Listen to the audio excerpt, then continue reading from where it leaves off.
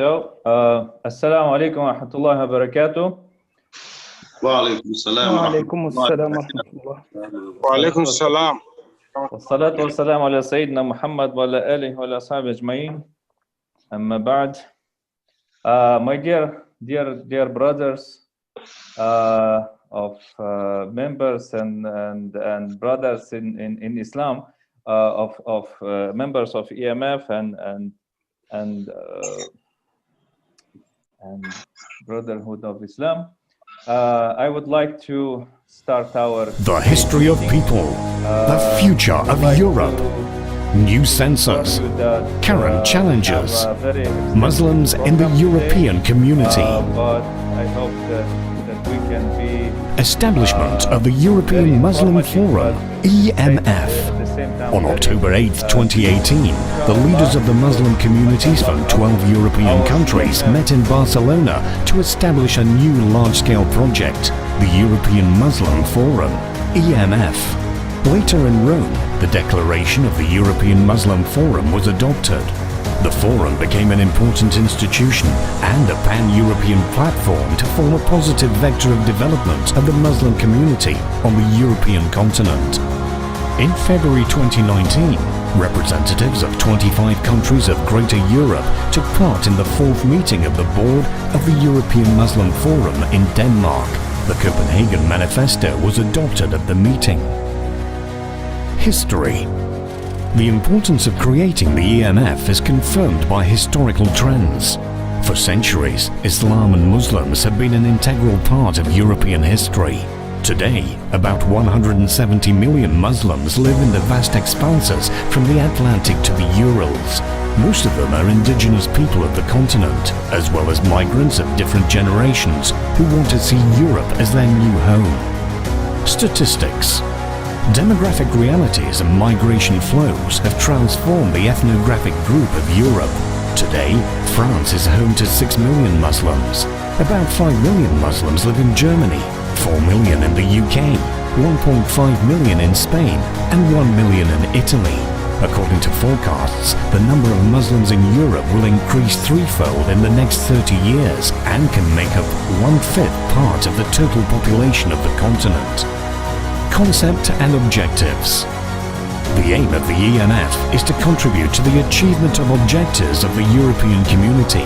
Without Muslims today, it is impossible to imagine the development of interreligious dialogue and cooperation of religions.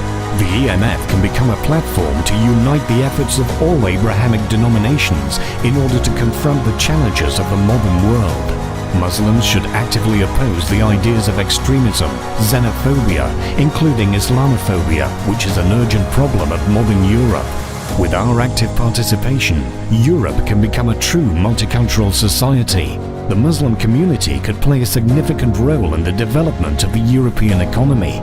Based on the ideals of our religion, we should make a worthy contribution to the preservation of the environment. Muslims could also contribute to the promotion of healthy lifestyles. We are confident that the Muslims of Europe should actively implement themselves in politics and public spheres, as well as in social projects. Important tasks. The EMF plans to develop new models for integration of Muslim migrants into the European community. Muslims can provide indispensable assistance in adaptation of refugees from Asia and Africa. The European Muslim Forum plans to cooperate with government agencies and business circles of European countries. The Muslim community in Europe could play an important role in attracting investments from rich Muslim countries and establishing new sales markets. The EMF aims to support the construction of mosques and Islamic cultural centers, as well as hold festivals and days of culture of Muslim countries. The forum aims to promote educational projects for the Muslim youth, develop Islamic media space, and create platforms for public discussions. The annual convention of European Muslims is planned to be held under the auspices of this forum. Upcoming development prospects.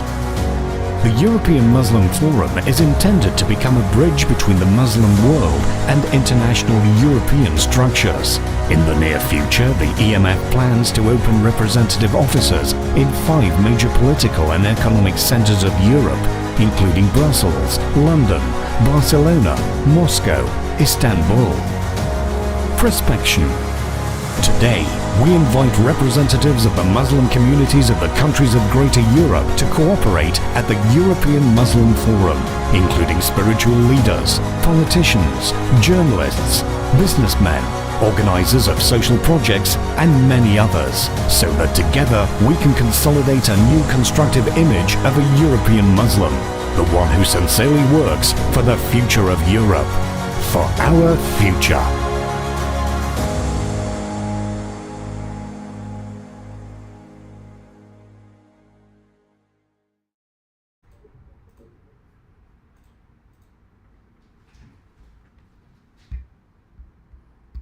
Start, please.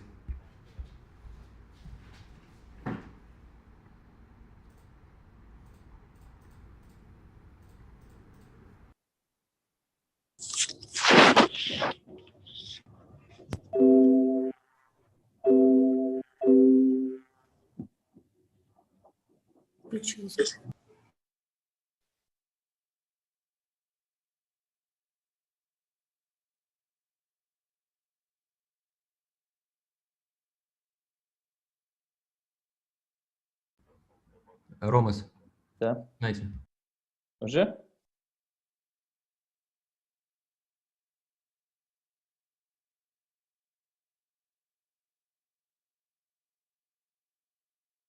Уже можно начинать? Я не слышал. Да. Yeah, okay. So, Bismillahir-Rahmanir-Rahim. Wassalatu wassalamu ala Sayyidina Muhammad wa ala alihi wa ala ashabihi ajma'in. Amma ba'd. Dear brothers, sorry for the little inconvenience, some short technical issues. And now after video we can start our meeting. And first of all, I would like to ask our dear brother Sheikh David Munir from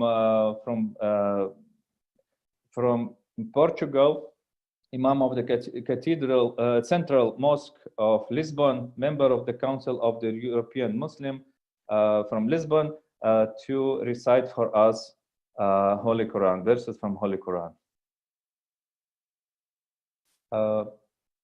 Can we please unmute Sheikh Munir?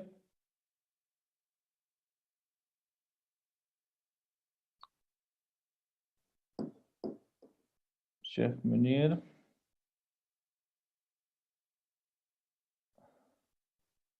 The technical team, please unmute Sheikh Munir.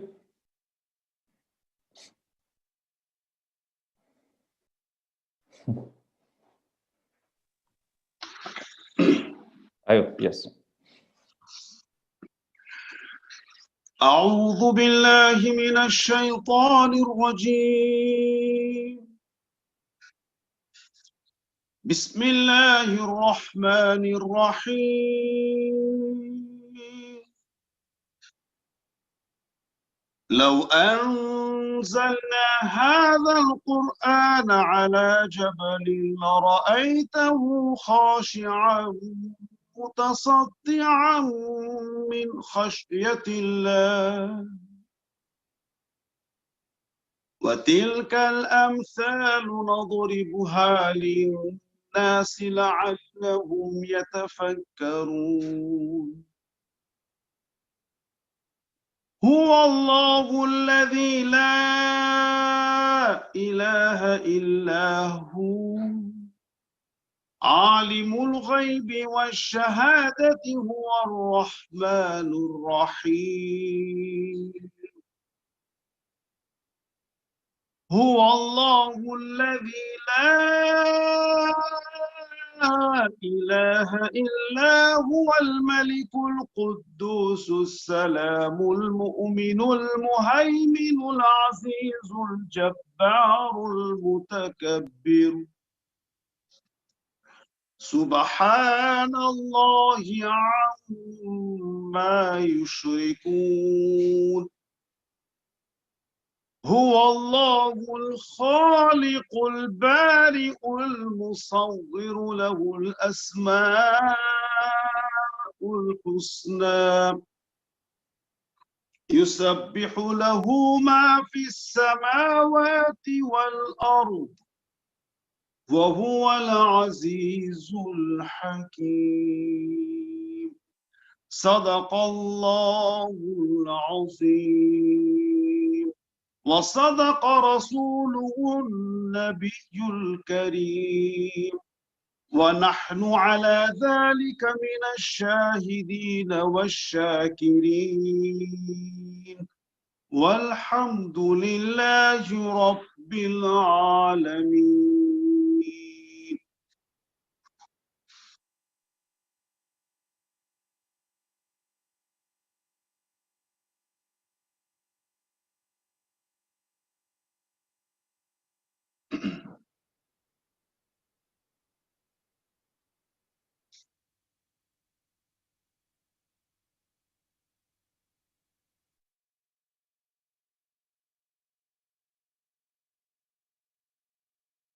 For beautiful recitation.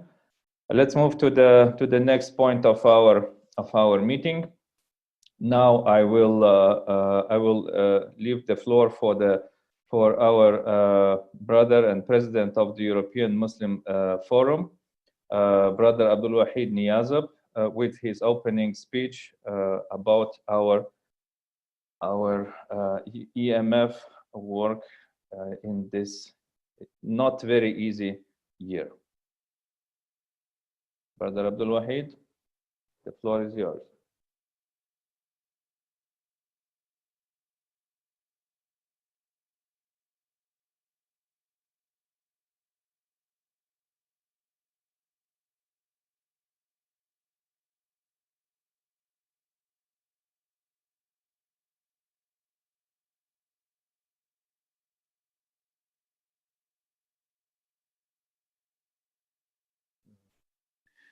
Бисмилля, вассаляту, вассаляму аля расулилля. Салам алейкум, рахматуллахи баракату. Дорогие братья, дорогие сестры, приветствую вас.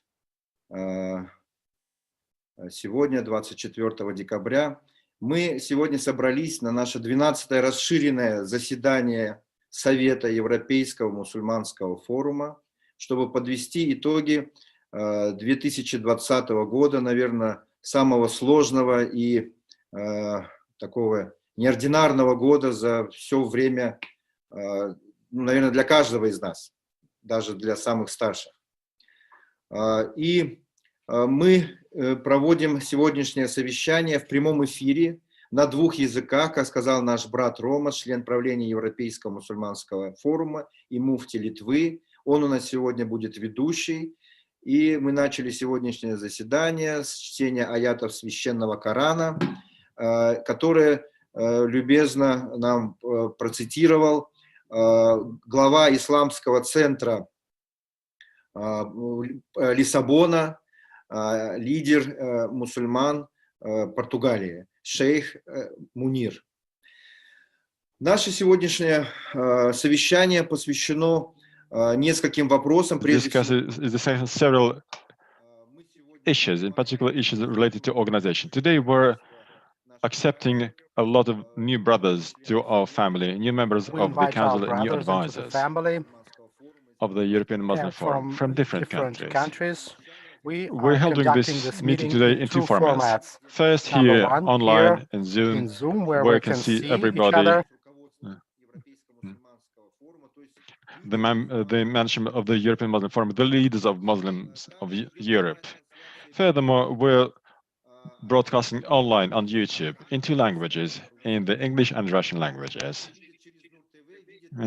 And we have dozens, maybe thousands, hundreds of thousands of viewers via Nur TV. So please bear this in mind. And considering that our schedule provides for speeches of 5 to 7 minutes with reports, and new members will speak for 5 to 5 minutes, please bear in mind that you're going to be translated simultaneously, and our brothers from Europe should be able to see this, to understand this, because we realize that we're here, not only meeting here in our rooms, no, we're online. it all began. We did not see this, but I know that the premier video of the European Muslim Forum was also broadcast online. So this is not a technical glitch, this is planned this way. So our meeting today is taking place against a very serious background, and you know all this. A lot of changes have been taking place worldwide, in particular related to the pandemic. It has been reformatting our whole environment, our everything which previously seemed to us something ordinary. It is now changing, and we realize that these changes can be, and most probably will be, happening in the future. The whole new year at the Gregorian calendar 2021 will be quite complicated. It will be a year of trials, in particular for the great Ummah of Muslims from the European continent. As you all know, Europe from the Atlantic to the Ural hosts around 170 million of brothers and sisters. And during this pandemic period, they're all exposed to very many trials, social, economic, even psychological tests. And this year, many plans had to be postponed or even cancelled. You may remember that we intended to hold a meeting in Brussels last March. We wanted to open our executive office in Brussels, the office of the EMF. We then postponed it to November, but unfortunately, as we can see today, it's not the fact. We hope that in Q1 next year, we will be able to open up our executive office in Brussels. Thank God we have received the registration with the EC at Copenhagen and at the UK. We're now getting prepared to get registered in Barcelona in Spain. And after we have been fully legitimized, we intend I hold a large-scale, serious activities, not as part of the EMF activities in the greater Europe. So this year of the pandemic, which we have had to spend under this lockdown restraints, I hope will not become a year of problems, but rather a year when we have been concentrating, gaining more power, gaining more force. And as year 2021 begins, we will have to move on. I would like to inform you that today we have with us online leaders of the Muslims from 36 countries worldwide. It is a record for us. Today we are attending a 12th meeting. This year we have held only one meeting offline. It was a round table in Warsaw. It was dedicated to the very sad anniversary of Holocaust. There was a whole range of events around this round table. And we'd like to thank the Mufti of Poland and the member of the Council of EMF, Tomasz Mustafa Mickiewicz, for helping us to hold this at a very high level, where the leadership of Poland was involved, and the leaders of the confession of the Roman Catholic, the Polish Orthodox Church, and the Jewish community of Poland. But unfortunately, since March, all the events have been held online. We have held 3 meetings, 2 organizational meetings, and 1 meeting was dedicated to the issues of the pandemic. We have held 3 conferences, a large global conference, world after the pandemic, opinions of the leaders. We even had some leaders of states attending. We had a major event dedicated to the people of Palestine and their support. We also held a large event dedicated to the support for our brotherhood people from Lebanon. You all have reports about our events that were held over these past 2 years. And basically, you can say that the geography and the frequency is quite decent. And despite the fact that we're practically only 2 years old, and out of these 2 years we have held to spend 1 year under lockdown, we can still say that the European Muslim Forum as a general European platform that represents the interests of the Muslims of the greater continental Europe, that it is a success. The EMF as an organization is a success. We have already respect at the level of leaders of confessions, leaders of states in Europe and outside Europe. And looking back at this, I can say that we need to roll our sleeves up and to start more and more to try and do useful things for the Ummah, for the multi-million Ummah of Muslims of Europe, because Muslims from all over the world look up with hope to European Muslims, because we live in free or relatively free countries. Well, usually it's not countries with some sort of totalitarian regimes. We're quite active socially and economically, relatively independent. And indeed, European Muslims are now at the forefront of the global Ummah. Even more so, we need to be quite responsible about what our Allah helps us. We see that the Ummah is looking at us with hope, and we need to be more effective, more literate, and hope that the trends of the year 2021 will be better. Yeah. And more fruitful, because we did not expect this in year 2021. It wasn't the fact that we had to adjust to these new realities. Now the realities are quite clear, and on top of the pandemics, of the difficulties, of the complications, the fact that we have lost many of our older friends and brothers,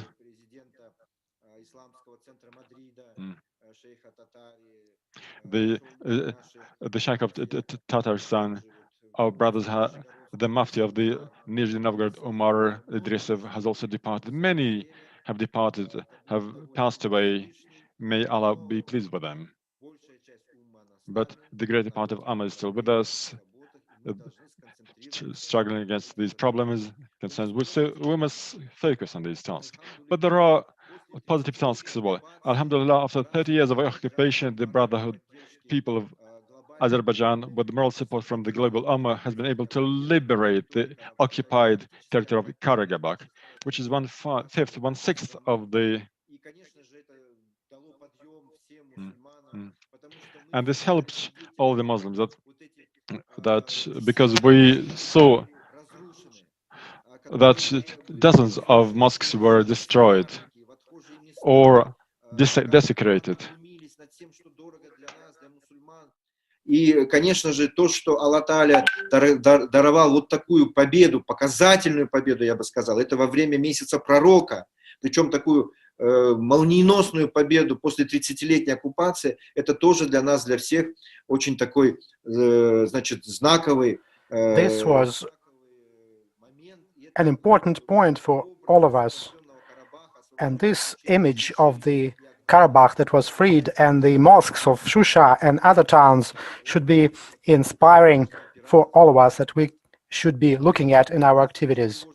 In Europe, the situation is quite alarming, primarily in France, based on what Macron is doing. He keeps making mistakes in domestic policy and foreign policy. Fortunately, the final summit of the EU has shown that the European leaders do not support Macron in his policy. He was left as a minority, but nevertheless,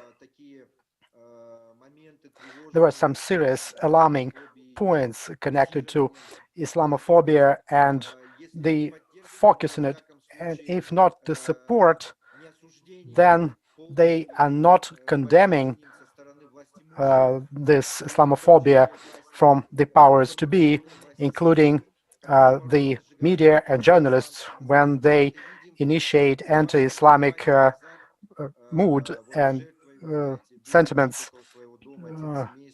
2 days ago, one of imams in Stuttgart was murdered, a father of several children, We hope that the investigators will find those rascals and punish them, but it's a really bad signal for us, and we have to talk about this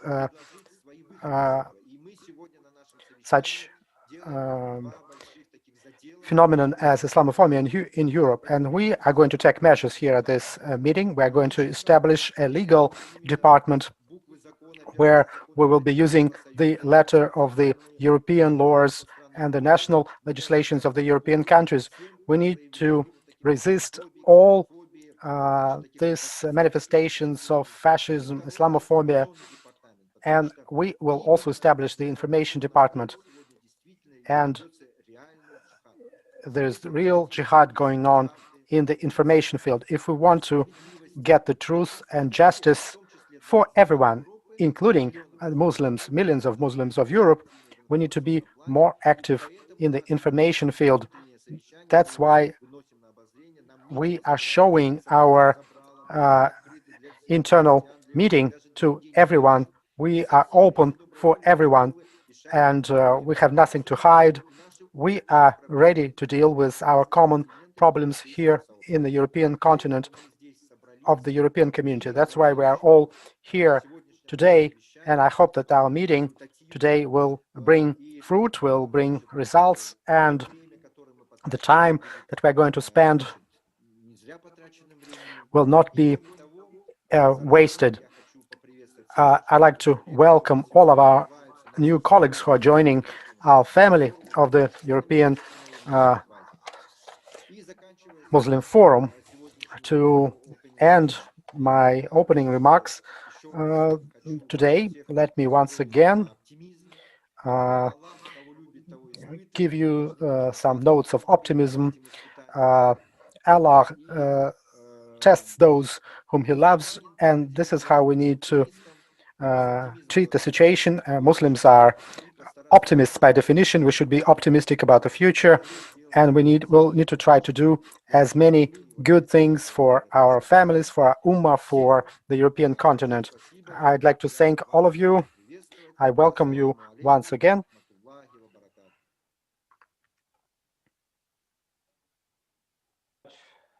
Dear brother Abdul Wahid, for your beautiful words. I hope we all try to make difference next year. But finalizing this year, we have to you know, put a plan for the next year. So this meeting is very important for us as well. Now, dear brothers, I would like to give floor for our dear brother Sir Iqbal Sakrania, founding Secretary General of the Muslim Council of Britain, member of the EMF board, and he first of all he will read the nasihat and wishes for the EMF for the next year. I hope after pandemic finishes, from Dato Seri Anwar Ibrahim, who is chairman of EMF Honorary Board, president of the People's Justice Party, leader of the opposition in the Parliament of Malaysia. So, Sir Iqbal, the floor is yours.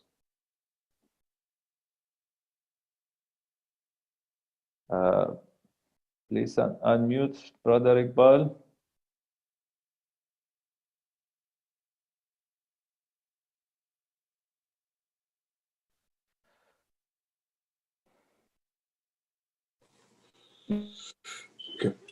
شكرا مفتي راموس جزاكم الله خيرا.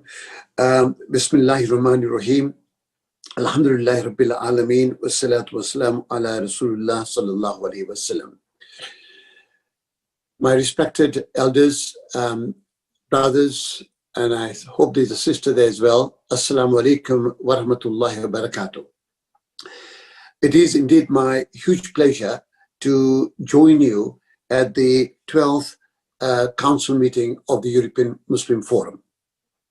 Allah subhanahu wa ta'ala has given us this opportunity to once again see many of you face to face, be it on online Zoom, and we see that we pray to Allah to continue to allow us to continue our discussions for the benefit and for the concerns of the Ummah, which Allah subhanahu wa ta'ala has given a huge responsibility to all of us. I will, as Mufti Ramos has mentioned, to read the message from our patron of the European Muslim Forum, Brother Anwar Ibrahim, who is the leader of the opposition party in Malaysia. Sadly, he could not be with us because of the certain issues and crises that are going in Malaysia, where his time is required to be present there. But he has once again conveyed his best wishes to all of us and hope that inshallah he'll be with us in future conferences.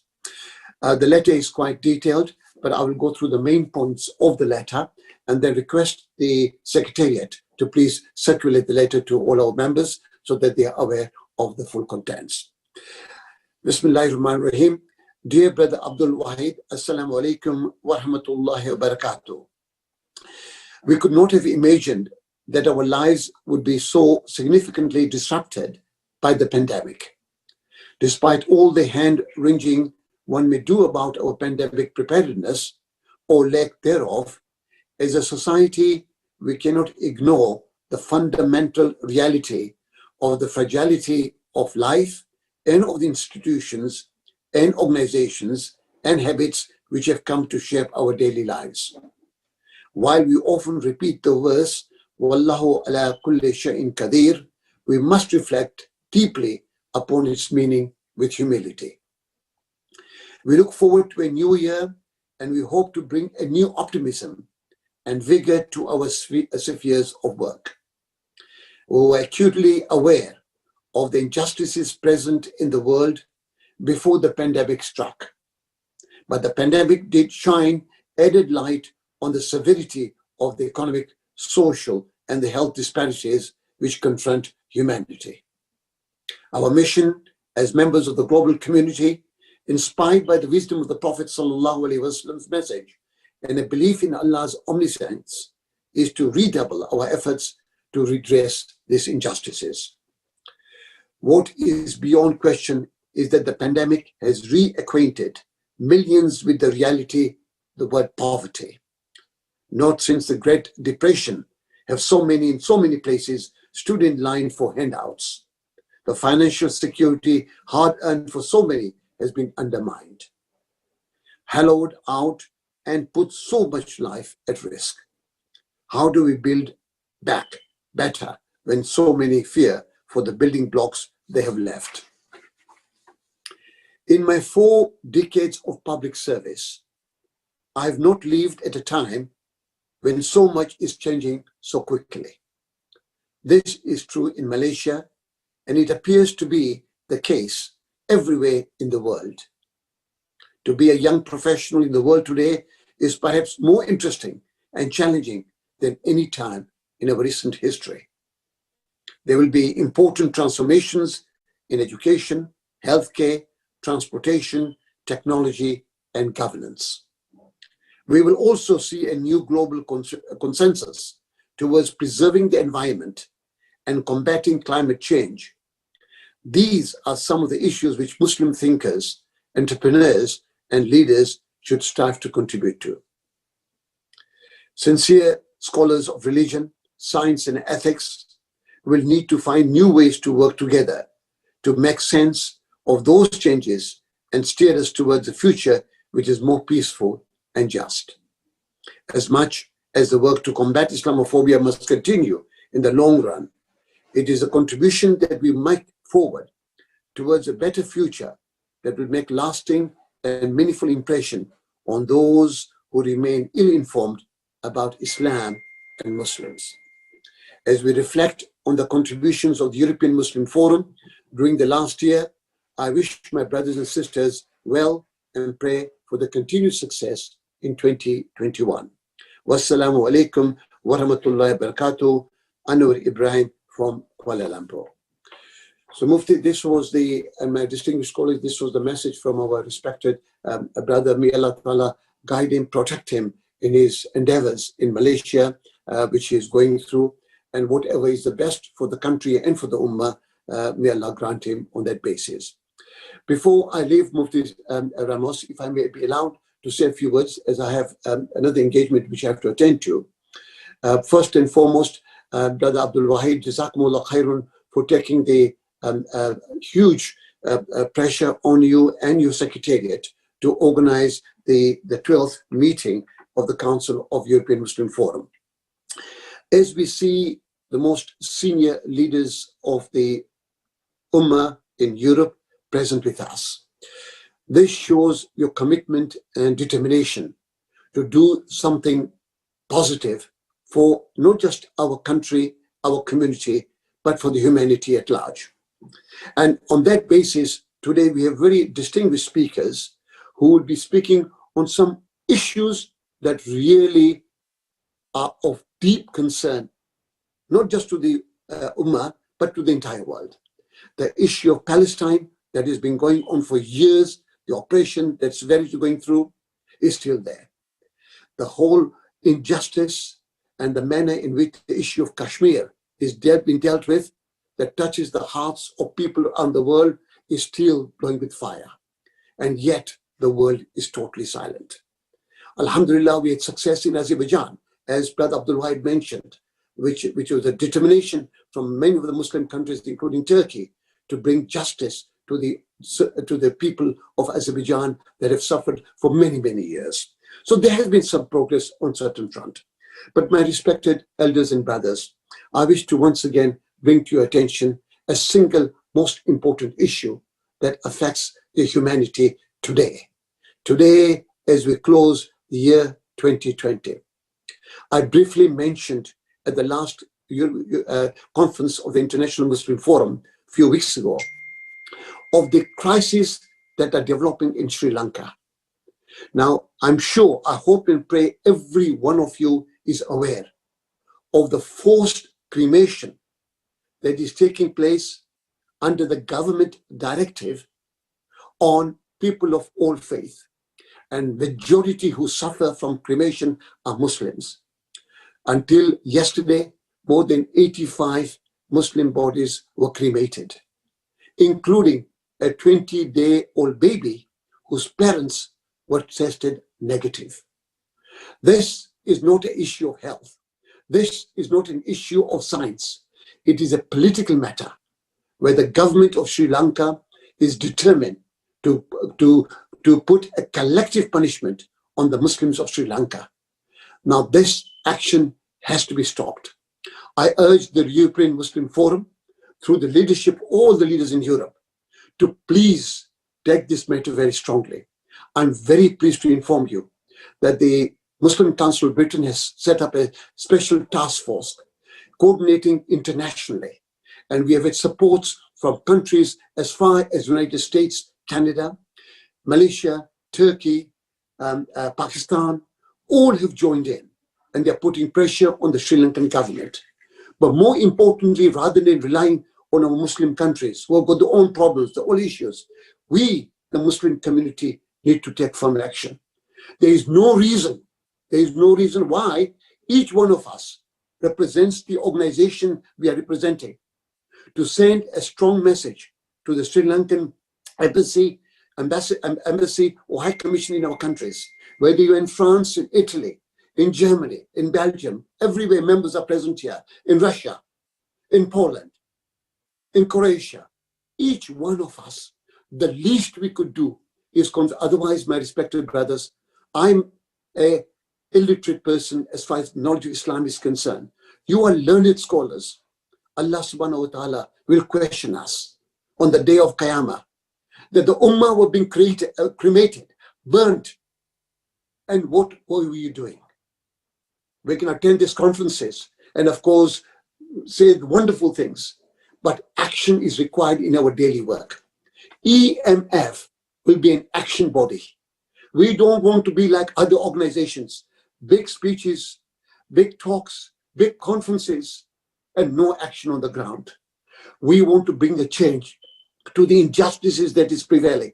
And I'm confident, I'm 100% confident, Allah subhanahu wa ta'ala has promised us that if you are firm in your beliefs and believe in me, Allah subhanahu wa ta'ala, is the final planner, then the issue of Palestine, issue of Kashmir, and other atrocities that are Uyghurs in China, the Rohingya community, we can do it collectively. We can and we must. We will bring an end to Sri Lanka. Only 2 days ago, the Sri Lankan government is now seriously considering, because their pressure is mounting now. From South Africa, from Botswana, from Malawi, from Zimbabwe, the small countries are sending powerful messages. We want our country, through the European Muslim Forum, through the OICs, and other countries where we are part of. We sit on various forums. We sit on various committees. What is the purpose of our sitting? Is to raise the concerns of the Ummah and take it forward. Inshallah wa ta'ala, with those few words, my apologies for taking it longer, but I think this is the work of the European Muslim Forum. It has brought us together. Let us bring some action. And I'm confident the way I see the most distinguished people up here, many of you, I've worked with them on some of the issues, and I know they are workers. They are workers. Let's get together. Once we sort out this immediate crisis of cremation, I'm sure within days we will receive the good news that the injustices that are committed in Sri Lanka will stop, because it is a human rights issue. It's not a Muslim issue. It is affecting Muslims, Christians, and Jews who believe in burials. It's a human rights issue. That's why Amnesty International has condemned it. That's why the World Health Organization has condemned it. Every human rights organization has condemned it. And now, if the government does not stop it, we are going to take it to the International Court of Justice. Our legal team is put in place, consisting of the most eminent lawyers in the UK, in the QCs. They're already on board. They're studying the files. We're in touch with the lawyers in Sri Lanka, and we will take this matter to the level. But we need cooperation from all of you. I will be in touch with you, inshallah, each one of you, I know, in that position, to seek your cooperation and guidance, how we can take steps forward, and let's just bring an end to this injustice. Allah, Jazakumullah khairun. May Allah Ta'ala guide us and protect us to do good, so that we please our Creator in what we do. Jazakumullah khairun. Jazakallah khairan, dear sir, for your powerful message, for your nasihat, advices, and I hope we will we have to support you, take action in this matter, and collectively we can change the situation, inshallah. Thank you very much. Beautiful, powerful words. Thank you very much. And thank you for reading the message from our elderly brother, chairman of the EMF Honorary Board, Dato Seri Anwar Ibrahim. Thank you very much. Now, by moving on with our program, I would like to invite to the floor our dear brother from Palestine, Dr. Mahmoud Habbash, Supreme Judge of the State of Palestine, and support the EMFs, who will talk about support, and you know, we all support this matter. The EMF's unchanging mission supporting Palestine. So I'm asking right now our dear brother, Dr. Mahmoud Habbash, to take the floor.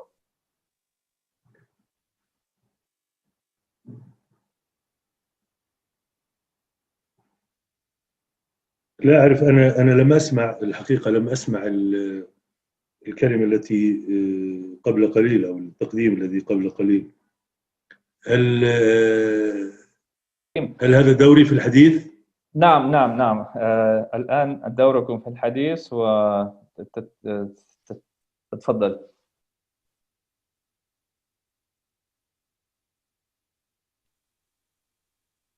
أخي، هل تسمعني؟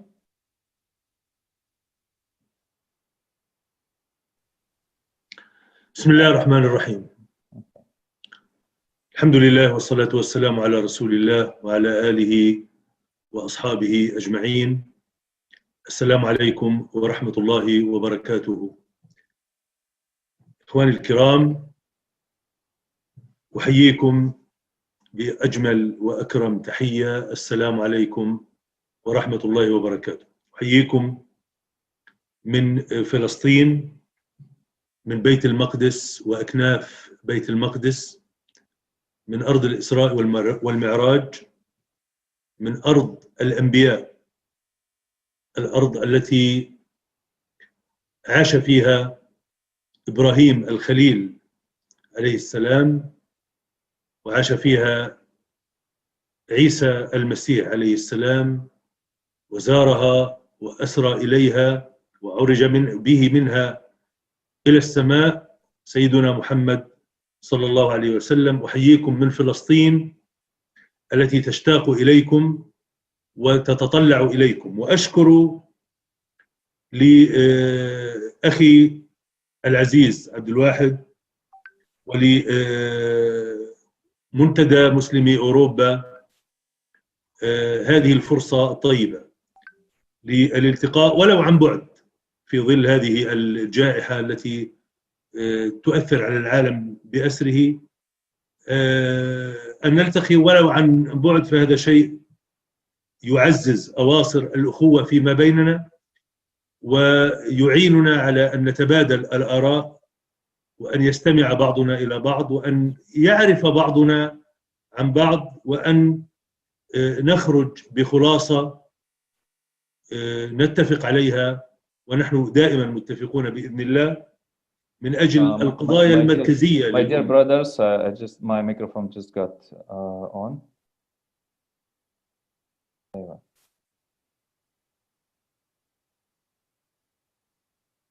Sorry.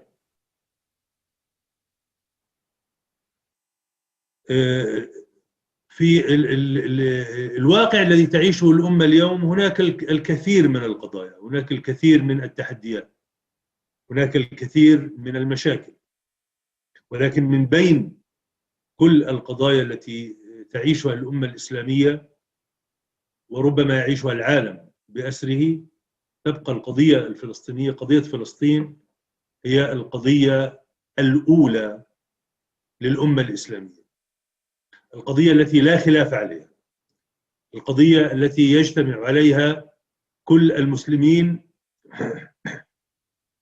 من كل العالم.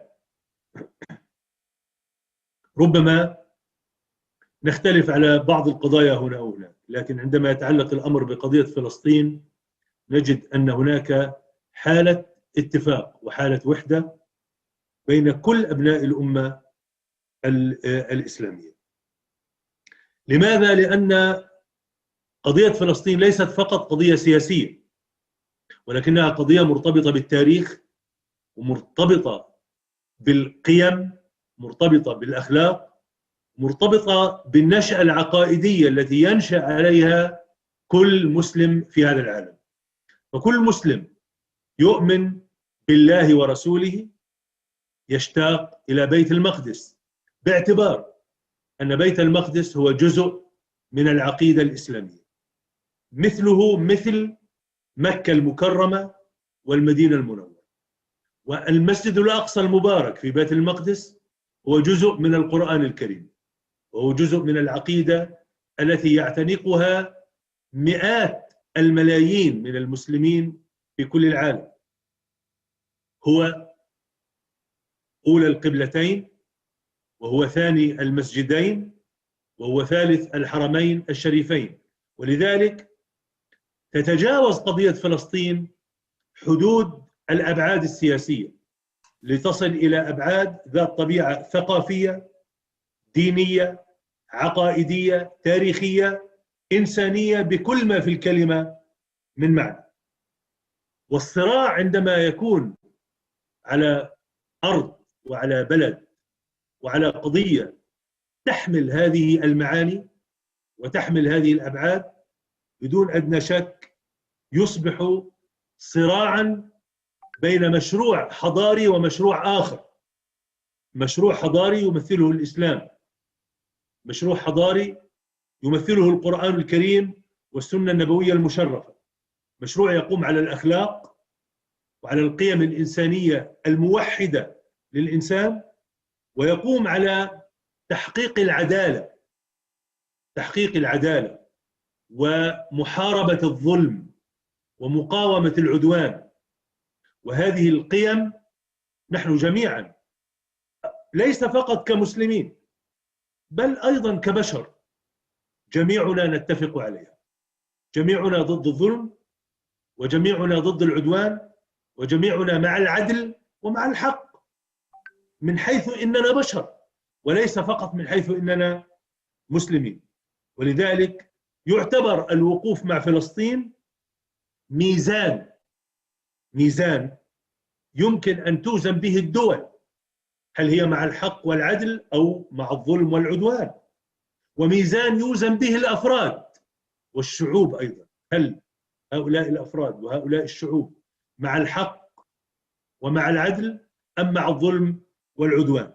من يقف مع فلسطين يعطي برهانا أنه مع الحق، ومن يقف ضد فلسطين وضد حقوق الشعب الفلسطيني وضد حرية الشعب الفلسطيني يعطي دليلا على أنه ضد الإنسانية نفسها.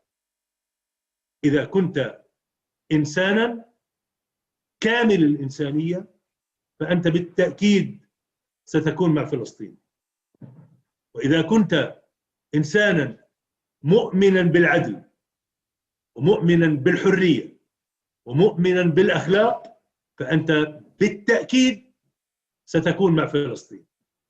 وهذا هو موقف كل الأمة الإسلامية اليوم.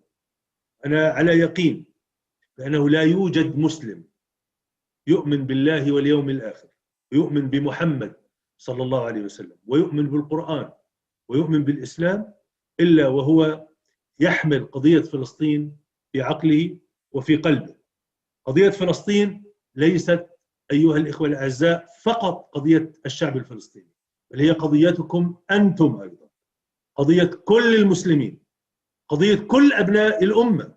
والواجب تجاه فلسطين لا يقع على عاتق الفلسطينيين فقط، وإنما على عاتق كل مسلم يحمل الإسلام في قلبه وعقله، بل وعلى عاتق كل إنسان يحمل قيم العدل والأخلاق والحرية والحق في ضميره وفي فؤاده. اليوم نحن أمام خيارين في ظل ما تعيشه الأمة وما يعيشه العالم اليوم، وفي ظل تسارع بعض الجهات وبعض الدول وبعض البلاد والحكومات إلى تطبيع ما يسمى بالتطبيع مع دولة الاحتلال الإسرائيلي. نحن أمام محك، أمام مفترق طرق، نحن أمام خيار يجب أن نأخذه. هل نحن مع الحق أم مع الباطل؟ هل نحن مع العدل أم مع الظلم؟ هل نحن مع الحرية أم مع العدوان؟ هذا ما يجب أن نقوله اليوم، وهذا ما يجب أن تكون عليه مواقفنا اليوم. ولا يقول أحد إنني أبحث عن مصلحة بلدي. مصلحة كل البلاد والشعوب العربية والإسلامية هي مع فلسطين، وهي في الحفاظ على القضية الفلسطينية. اليوم نحن نحتاج من أجل قضية فلسطين إلى أن نترجم مشاعرنا وعواطفنا وقناعاتنا الفكرية والسياسية، أن نترجمها إلى عمل، أن نترجمها إلى ممارسة، سواء على صعيد الوعي من خلال الإعلام والتعليم، أو على صعيد السياسة، أو حتى على صعيد المال والعمل. وأنا أقول لكم الأمة اليوم، الأمة كل الأمة تعد أكثر من 1.5 مليار. تخيلوا القدس، أنا لا أتحدث هنا، لا أريد أن أتحدث عن فلسطين بشكل عام، عن القدس على وجه التحديد. لو أن كل مسلم تبرع للقدس $1 في السنة، $1 في السنة، سيكون لدينا 1.5 مليار دولار في السنة لصالح القدس. تخيلوا كم بيت في القدس ستبني هذه الأموال؟ كم فرصة عمل لأهل القدس ستوفر؟ كم مستشفى ستدعم؟ كم مدرسة؟ كم شارع؟ كم مسجد؟ كم فقير ستعيد؟ وكلها دولار في السنة، في السنة ليس أكثر.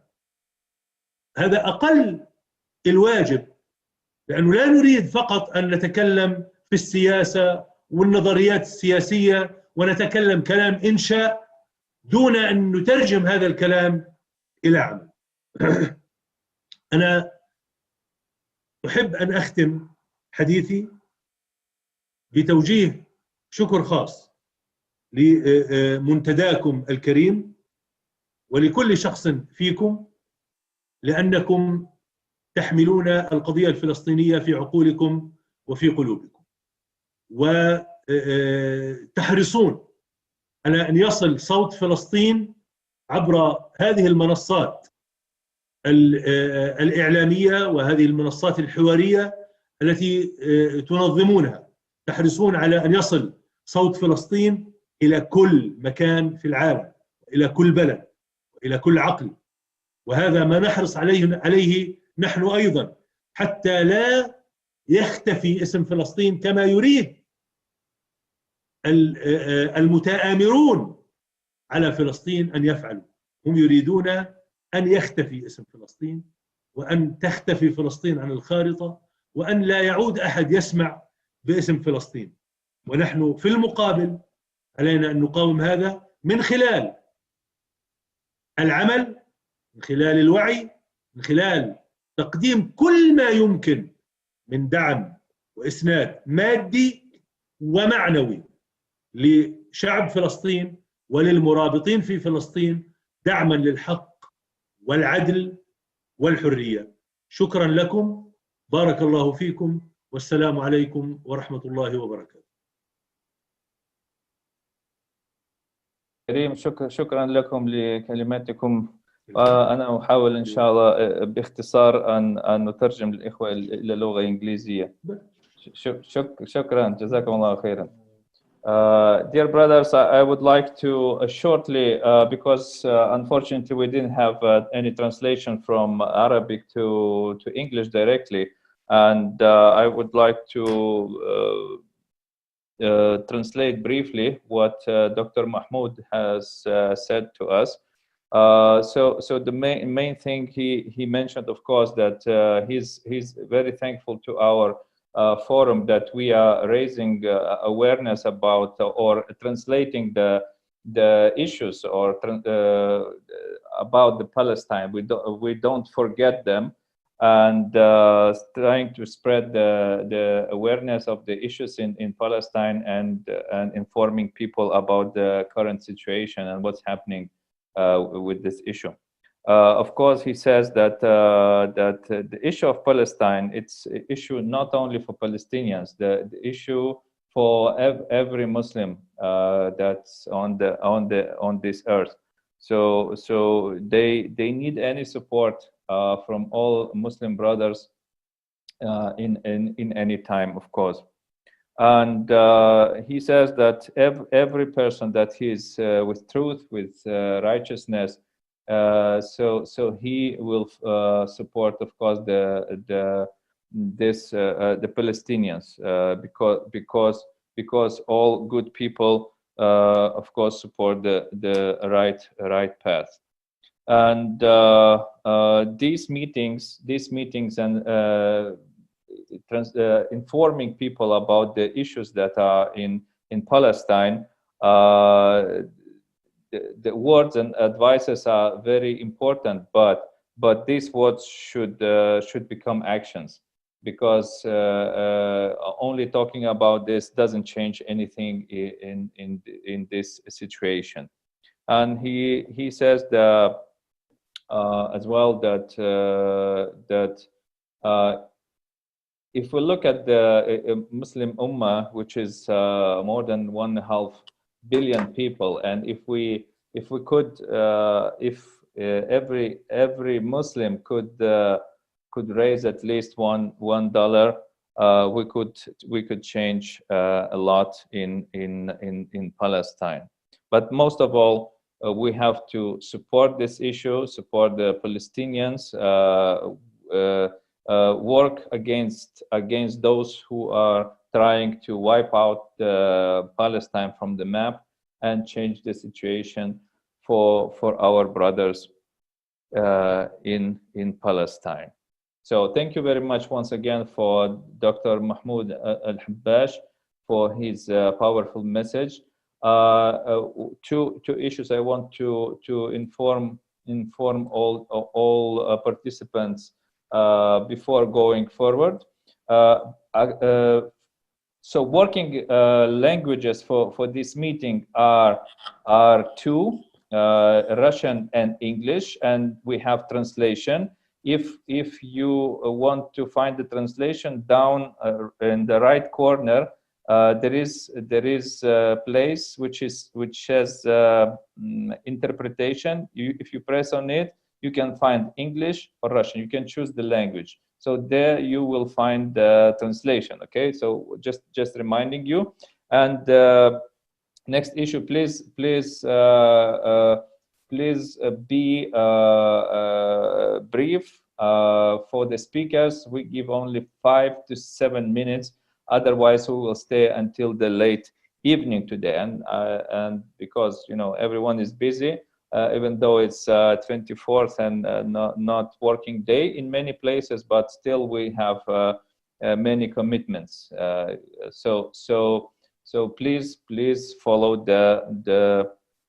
this rule, okay? And next speaker, we had planned to be our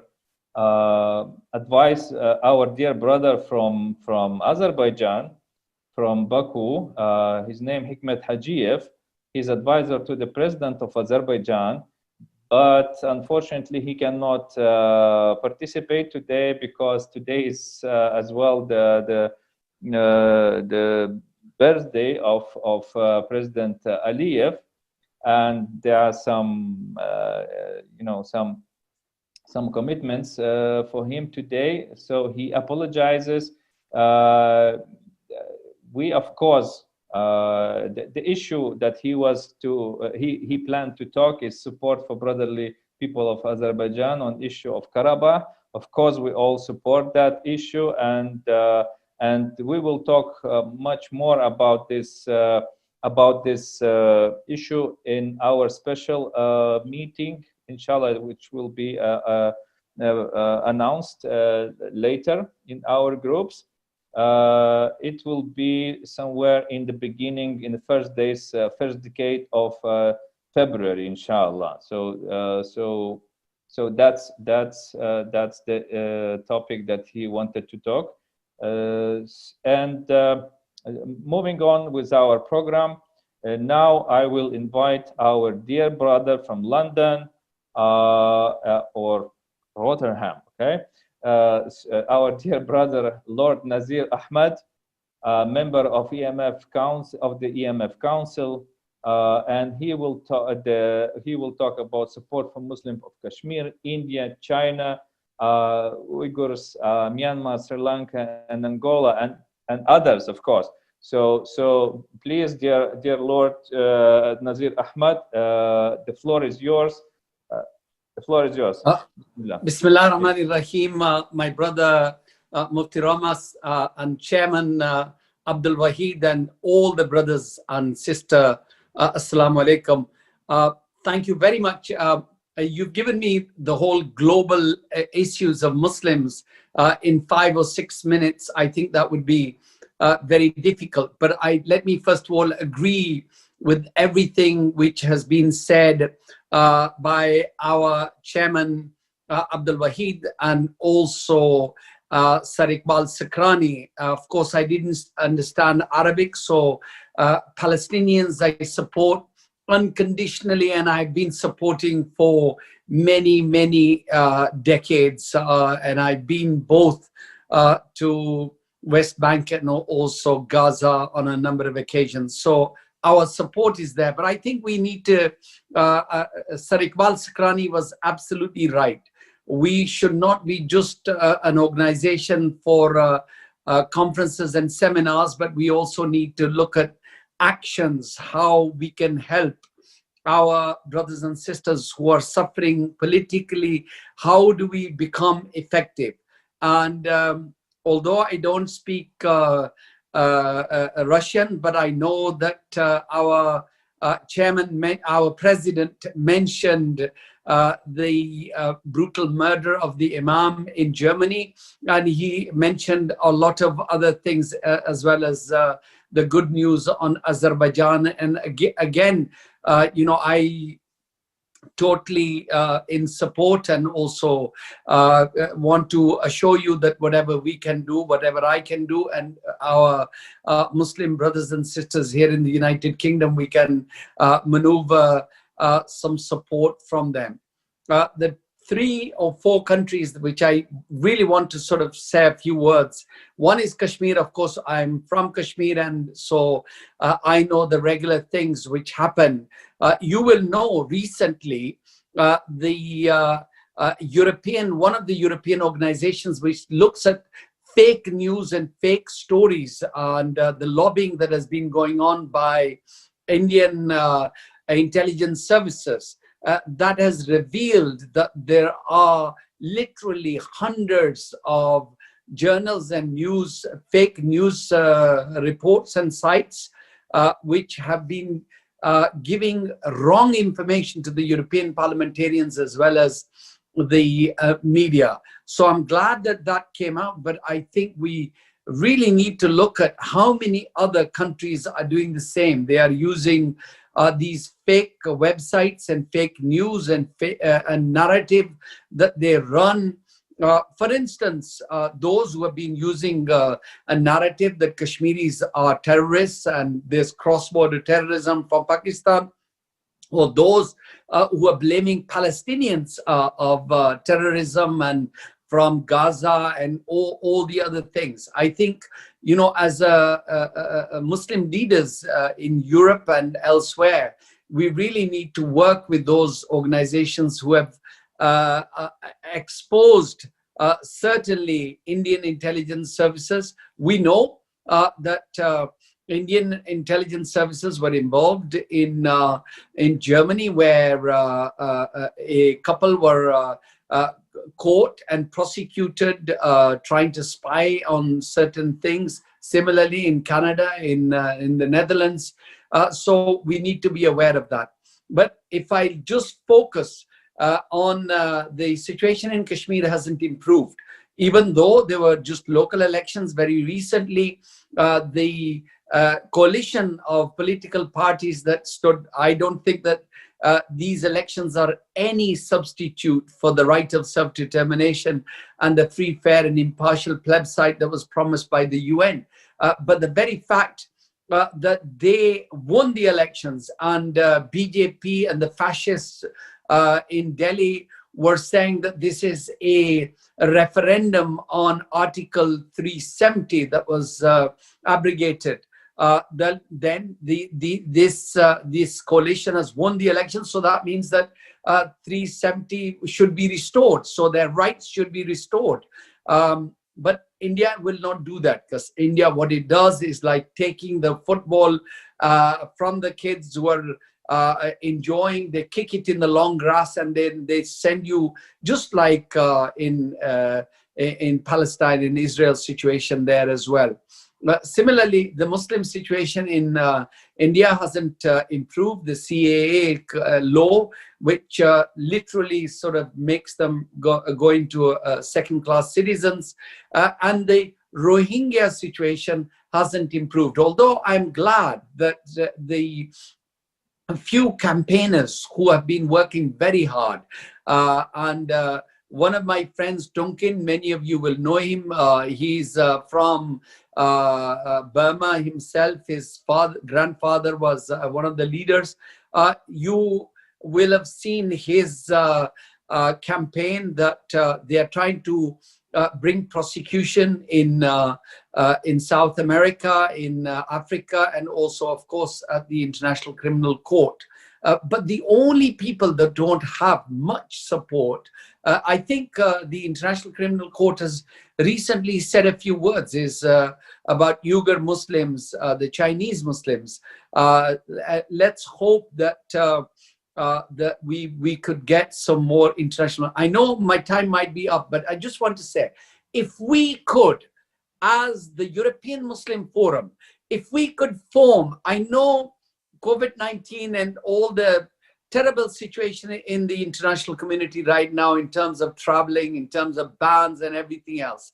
If we could just form some delegations, and once this travel ban is lifted, to try and do some work with the Arab League and OIC to see if they, because we need funding from them, we need power, political power, and we need a voice from them to raise these terrible events which are taking place in Sri Lanka, in China, in Myanmar, in Kashmir, in Palestine, and many other parts of I'm not so sure about Angola, because I think that there's some news that maybe some of those photographs and stories are not true. I need to be guided on that.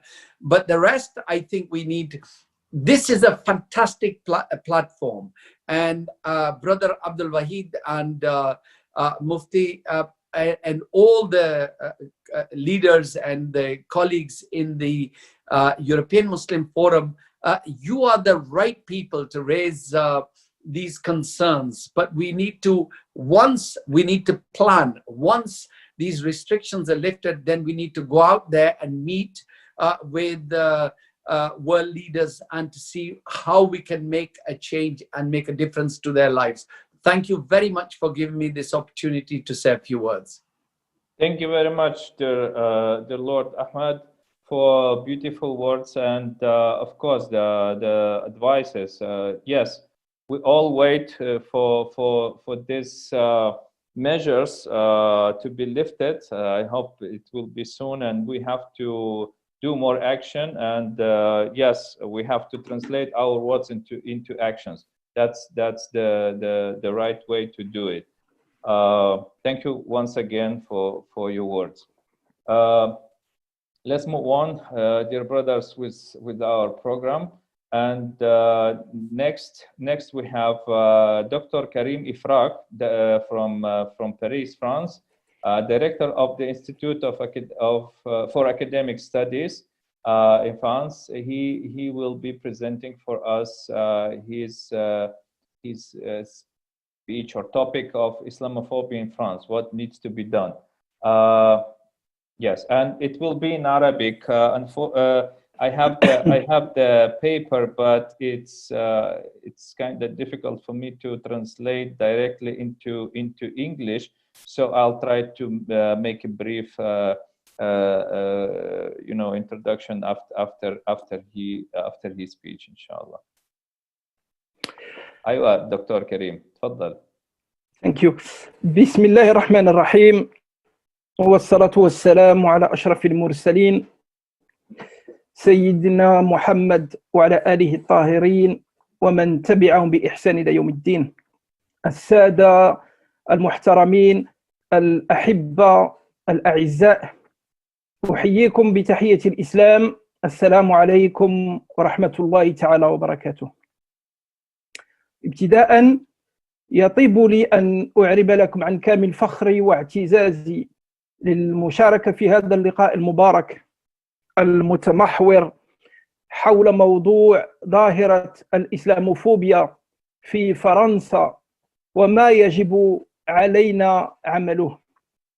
كما أنتهز الفرصة لأشكر الهيئة التنظيمية التي شرفتني بالمساهمة إلى جانب هذا الحضور المتميز، في مقدمتها رئيس المنتدى الإسلامي الأوروبي الأستاذ الدكتور عبد الوحيد نيازوف، بارك الله له في آثاره ووفقه لما يحب ويرضى. للأسف الشديد، وذاك منذ سنوات متعاقبات، وظاهرة الإساءة للإسلام وللمسلمين سواء في أوروبا على وجه العموم أو فرنسا على وجه الخصوص في تفاقم مستمر. هي في الحقيقة لسان حال لظاهرة أكبر وأخطر وأضر، ظاهرة الإسلاموفوبيا، ظاهرة تضرب بجذورها في تاريخ أوروبا المسيحية، والتي أتت أو كادت منذ عهد هو ليس بالبعيد على كل أخضر ويابس، ذهبت ضحيته في مقدمة من ذهب المجتمعات اليهودية. ولعل الأغرب من هذا، وذاك رغم الثمن المكلف الذي دفعته الأمم الأوروبية، فرنسا وألمانيا وإيطاليا في مقدمتها، جراء التمييز العنصري والكراهية الجدباء التي ما فتئت أن تحولت إلى حالقة كادت أن تبيد الكبير والصغير. فترى البعض اليوم ما زال يجتهد في إضرام نار العداوة بين الناس، وينفق الأموال الطائلة في نشر روح الفتن التي لا تأتي إلا بالمحن. كفى الله الناس شرهم. سنة لسوء الحظ ستظل جارية قطعا إلى يوم القيامة، ما دام في الدنيا صراع بين الحق والباطل، والإيمان والكفر، والخير والشر، فالدوافع متجددة والمناهج متنوعة، أما الجوهر فأبدا واحد. وبما أن الحديث هنا خاص بظاهرة الإسلاموفوبيا في فرنسا، فلا يخفى أن الأمر في تفاقم، تحديدا بعد نشر الكاريكاتورات للمرة الثالثة على التوالي في الصحافة الفرنسية، مما زاد الصراع حدة وغضب الشارع الإسلامي الفرنسي تأججا. فالشيء الذي دفع بالرئيس الفرنسي ماكرون للخطاب أكثر من مرة يستعطف خاطر المسلمين هنا وهناك، خصوصا حين قامت الحملة العالمية لنبذ المنتجات الفرنسية.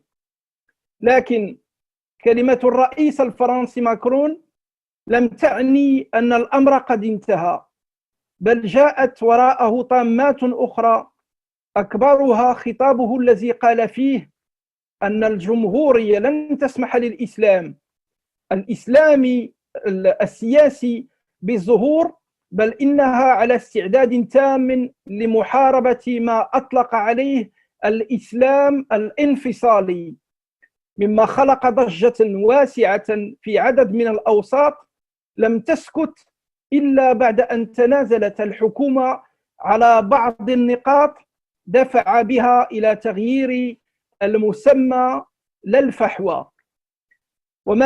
وما كدنا أن ننسى أمر الكاريكاتورات وخطابات الرئيس الفرنسي ماكرون، إلى أن خرج علينا وزير الداخلية بعواصف جديدة أدت إلى الأمر بإغلاق عدد من المساجد بل والمدارس الأولى بذريعة نشاطها في حلقة الإسلام السياسي وبالتالي الانفصالي، أما الثانية فبذرائع واهية.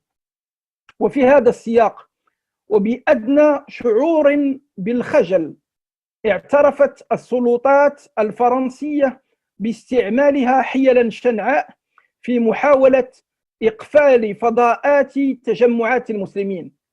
فإبان تفصيله لتقرير عن التطرف الإسلامي، أدنى دانييل أوفلو رئيس أكاديمية كريتاي بتصريح يعترف فيه بتضليله للقانون قصد إقفال المؤسسات التي يتوافد عليها المسلمون. تقرير جاء فيه خلال 37 عملية تفتيش أجريناها العام المنصرم، لم يبرر أي تقرير على الإطلاق الإغلاق التام لأسباب ذات صلة بالتربية الوطنية، مما دفعنا لاستعمال حجج تافهة مثل الاحتفاظ بأطعمة غير مغلفة داخل الثلاجة لإقفال المؤسسات.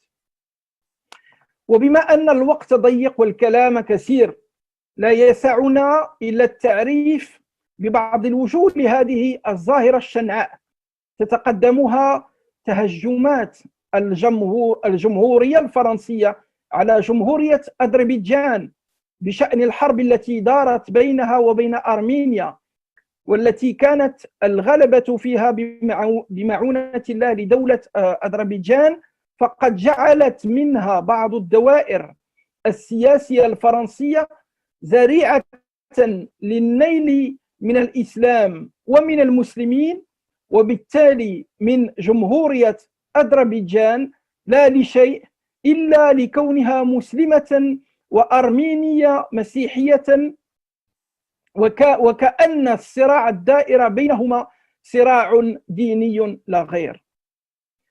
أما بالنسبة لما يجب أن يعمل، فأولا يجب علينا معشر المسلمين خصوصا هنا في الديار الأوروبية والفرنسية أن نعلم أن هؤلاء المفسدين في الأرض لا يرومون من أذاهم الباطل إلا استفزاز المسلمين من أجل إيقاعهم في الفتنة بينهم وبين غيرهم من الناس، فتراهم يطبلون حين يخرج المسلمون في مظاهرات تخريبية تظهرهم في منزلة من لا يحسن إلا لغة العنف، مندفعين في ردة فعل متهورة تفتك بالعلاقات وتشوه السمعة. فالحذر من التهور والانفعال الطائش الذي لا يعود إلا بما لا تحمد عقباه. وبناء عليه وأمام هذا الإنكار للقيم الجمهورية والمبادئ الديمقراطية، فقد حان الوقت لمسلمي فرنسا أن يتحركوا ليس بالعنف الذي يخدم فقط مصالح المتعصبين، بل على العكس من ذلك بالوسائل التي تتيحها الجمهورية للمواطنين، التصويت والقضاء. كما يجب عليهم أيضا إسماع صوتهم، صوت الذكاء والمعروف، صوت الكرم والتضامن، ومن خلال موقفهم وكتاباتهم وفنون الالتزام السياسي. إلى جانب ذلك يجب عليهم إقامة لقاءات يدعى إليها المسلم وغير المسلم، تعقد مع المفكرين والسياسيين والأكاديميين من أهل العلم والخبرة للتعريف بالإسلام والتنديد بالإسلاموفوبيا، وكذلك توحيد كلمة المؤسسات الإسلامية سواء منها الفرنسية أو الأوروبية لرفع دعاوي أمام المحاكم الدولية التي تحول دون ازدراء الأديان وتفعيلها لرد الحق إلى نصابه وإصدار قوانين تحمي المسلمين في الديار الفرنسية. فحين نقطع طرق الإساءة نحولها إلى إيجابيات كبيرة جدا هي من أولى واجباتنا، وننفق في ذلك ولا نبخل. وأظن أن أكبر خطوة على المسلمين هنا في فرنسا أن يقوموا بها هو إنشاء مؤسسة خاصة بالنظر واستقراء والدفاع عن ظاهرة الإسلاموفوبيا هنا في فرنسا، خصوصا وأن الحكومة قد قامت بإغلاق المركز الوحيد الذي كان يدافع عن المسلمين هنا في فرنسا من أسابيع مرت فقط. وعليه فهذه المؤسسة التي يجب أن تدافع عن ظاهرة الإسلاموفوبيا ضد ظاهرة الإسلاموفوبيا هنا في فرنسا مشروع مهم كبير جدا. وأظن أن المنتدى الإسلامي الأوروبي له الحق في النظر في هذا الباب، ونحن هنا للتعاون وللدفع قدما بمثل هذه المشاريع التي فيها المصلحة العامة والخاصة أيضا. والسلام عليكم ورحمة الله تعالى وبركاته، والله الموفق للصواب.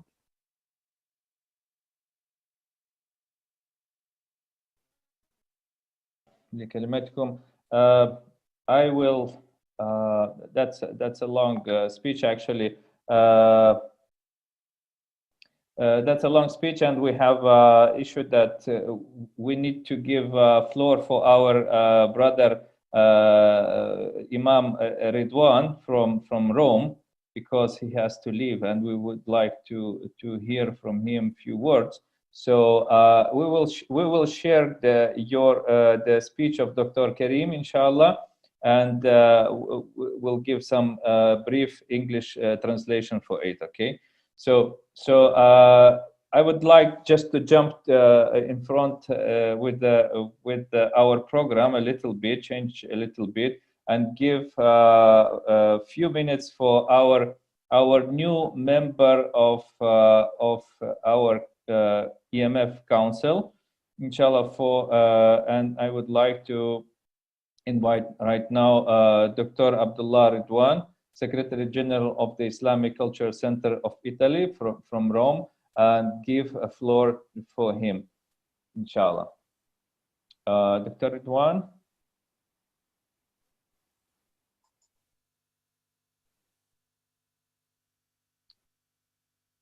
Dr. Ridwan.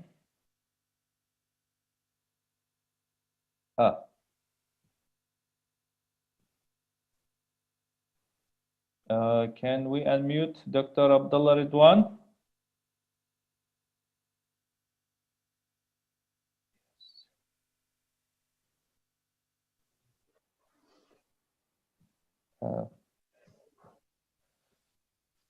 دكتور عبد الله أنت معنا؟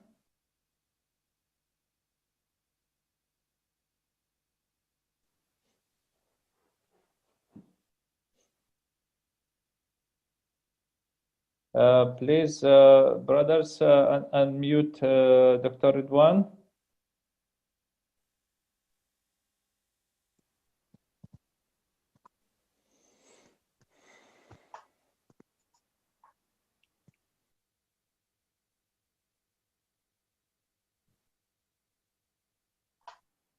Well,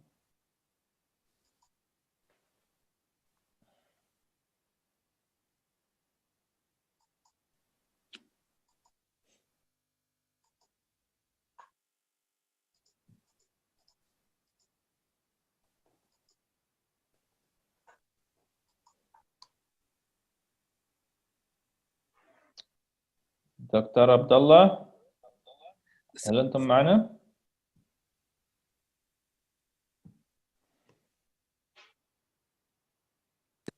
السلام عليكم.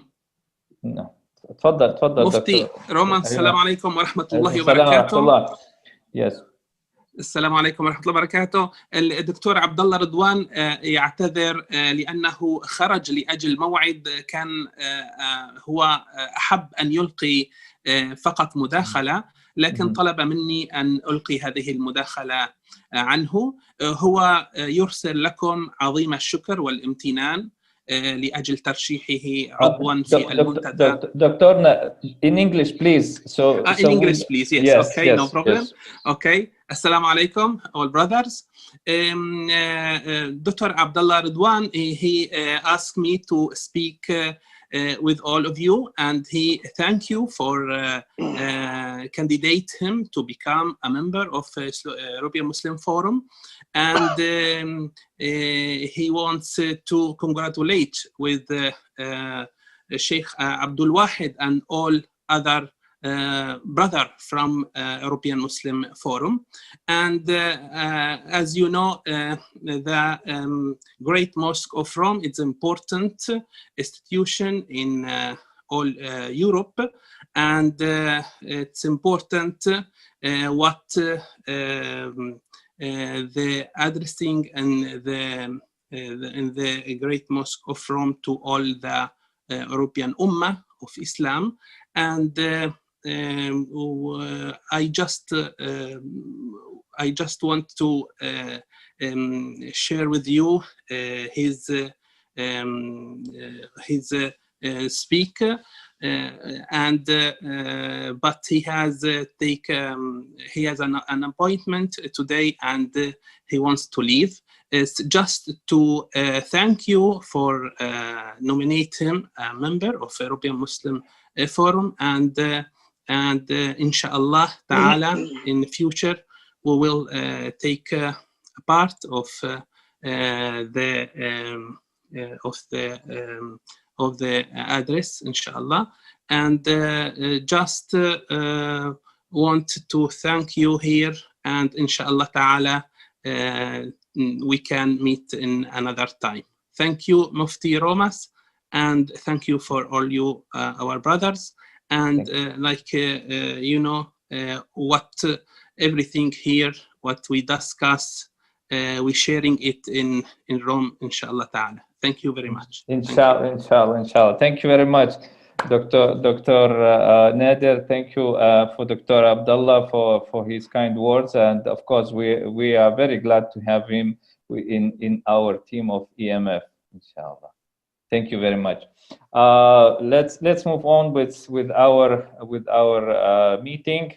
Please, once again, I would like to inform you or remind you that if you look into chat of this meeting, you will see the explanation how to choose the language of our meeting, the translation, English or Russian. Okay, so once again I remind you. And moving on with our program, so getting back to our program, so the next speaker will be our dear brother Samir Falah, President of the Council of European Muslims from Karlsruhe, Germany.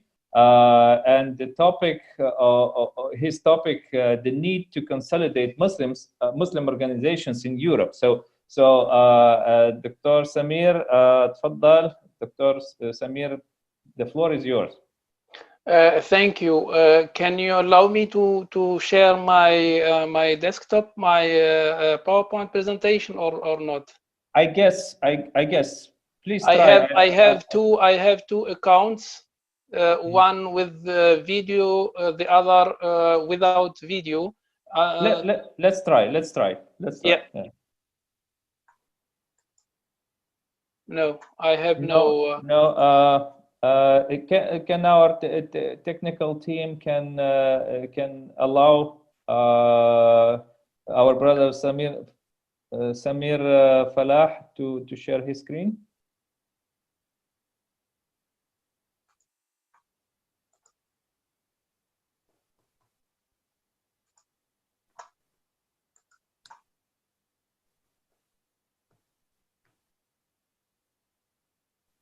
If it's not possible, I try to. Oh, okay. Let's without presentation. Yeah. Brother Samir, just try like that. Okay. Okay. Assalamu alaikum wa rahmatullahi ta'ala wa barakatuhu. I'm happy to be here with you today and thank EMF and Brother Abdul Wahid for this invitation.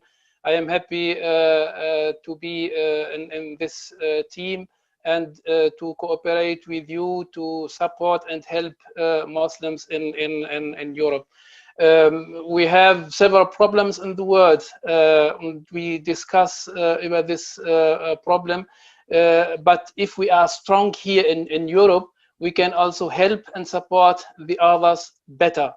I have in this presentation, I will present two ideas and propose this that we develop these ideas to in EMF and CEM and the other organization. The first area is advocating against Islamophobia, and as target, we should see that our work sustainable is and an effective and efficient work, our participatory work and professional work. My proposal is to establishing in Europe institution specialist in this field, in this area. But we can search and find other organizations. With them we cooperate and work with them. As headquarter is Brussels or Geneva, or in Switzerland, and we need a team for this institution. The second area is media. We need to balanced media coverage in European language, in English and other languages, and we could try to access to different levels, European public opinion and institution and decision-making bodies and personality. We need to establishing in European institution specialized in this area and in this field, with a professional team, and better that this as headquarter in Brussels to implement this. There's these two ideas and two projects concern Muslim in all Muslims in Europe, and I have present this the ideas here. First thoughts that will be further development, inshallah. Jazakumullahu khairan.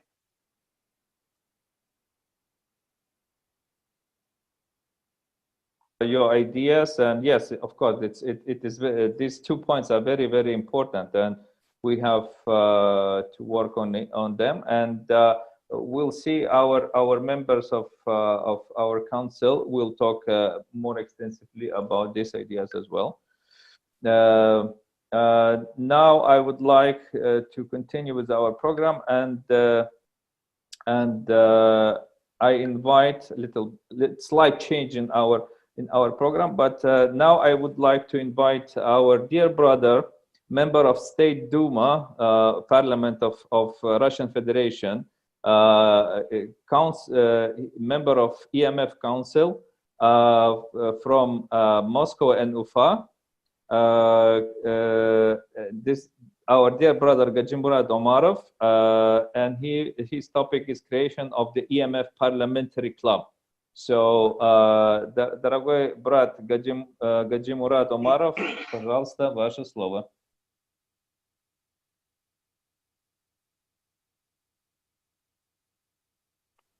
Dear brother Gajimurad Omarov, you have the floor.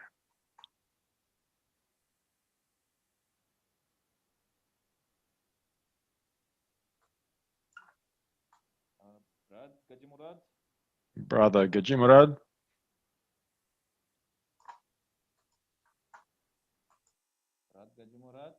Brother Gajimurad.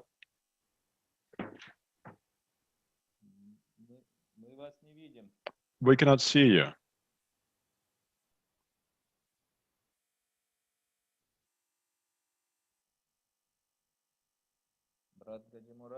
Brother Gajimurad, we cannot see you.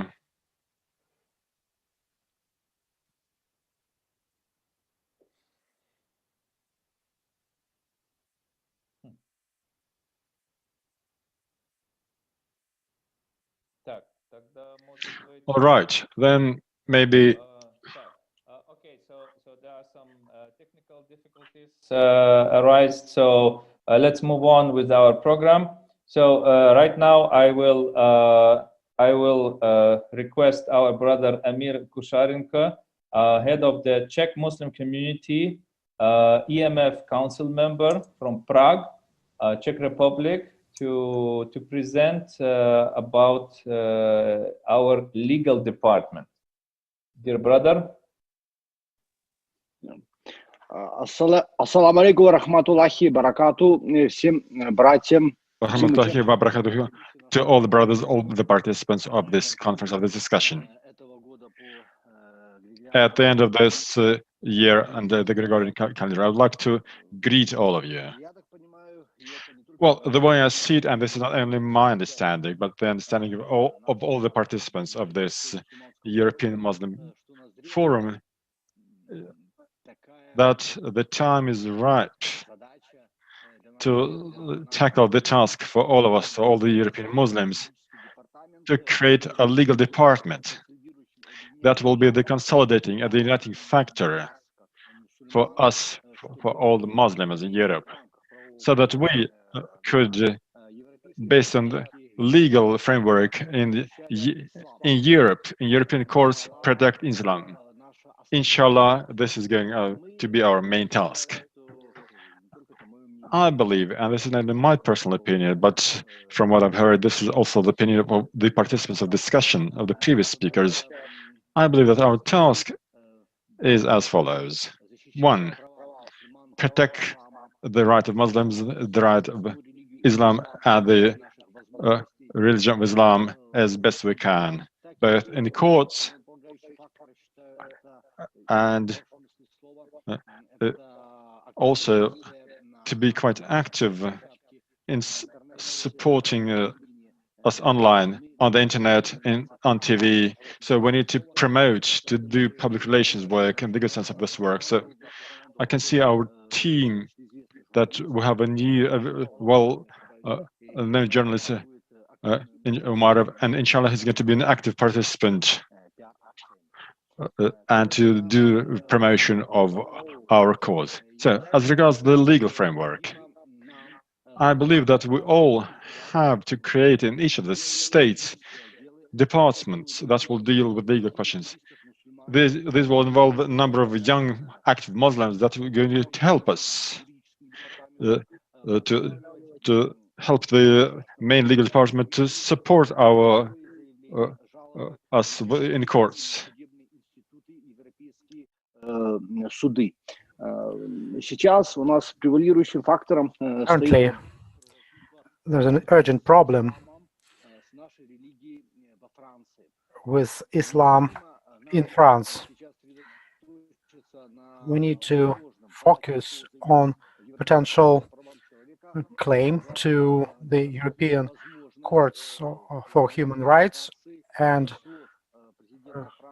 for the court to issue a decision on the words of Macron and other European leaders in terms of violating the articles of a convention, European Convention of Human Rights. Now we need to think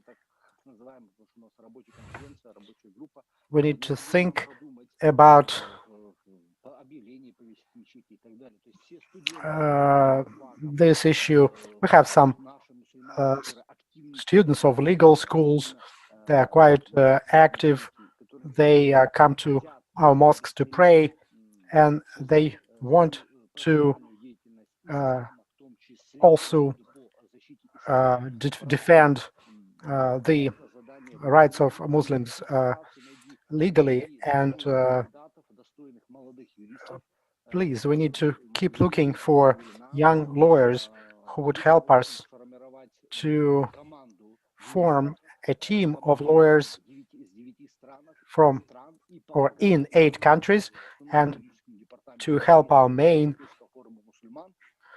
legal department of the European Muslim Forum to defend Islam as such. And for example, this case with Macron and his statements violate the convention or not. Let's think together. Let's assess each word that he says and respond adequately. I mean, filing claims and applications to the court in Europe that I mentioned. That's one point. Another point, we need to remember about other problems that we're facing. That one was of global nature, but also the legal department was established to, inshallah, protect the rights of regular Muslims, common people in each country of our presence. For example, in my lawyer's firm, we spend 40% of our time to protect the rights of Muslims, starting from basic everyday stuff all the way to discrimination, religion, wearing hijab or not, when there's negative attitude to Muslims in schools. And I have this burning desire, so with the mercy of Allah, we should be active. We need to be active in different jurisdictions, in court litigations to protect Islam, and also be active in terms of proper expressing of our ideas and opinions and promoting our idea as Muslims for some sort of PR companies in the good sense of the phrase. Let me once again, please, as you have legal departments in your countries, find some young lawyers, most importantly Muslim lawyers, who would be ready to work actively to defend Islam and the rights of Muslims in Europe.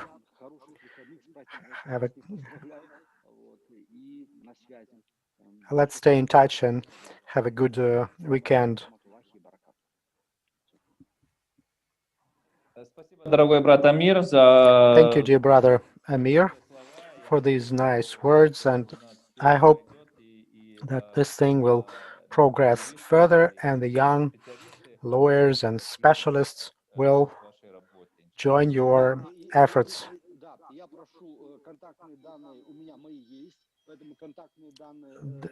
My contact information is available,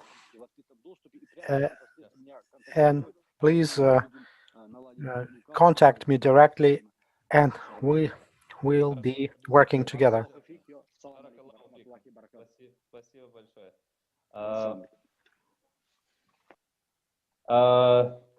Thank you very much for our brother Amir from Czech Republic, from Prague.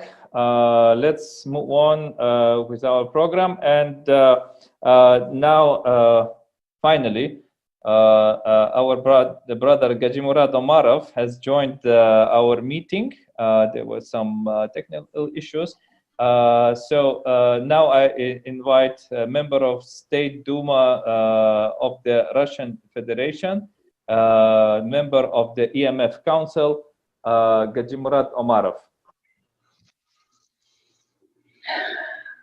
Salam alaikum, уважаемые коллеги. Salam alaikum, distinguished colleagues, brothers in faith. Bismillah ar-Rahman ar-Rahim. And I was listening with great care all our presenters today. This topic is quite interesting. This is very relevant for us today, and many of these issues are, many of those things are about problems that are bothering Muslims in Europe, and not only in Europe. I was listening carefully to our Palestinian presenter. We're all aware of those problems. I'd like to support that and to initiate some new progress. We have a saying here, no matter how long you look at a piece of sugar, it will not become any sweeter for your mouth.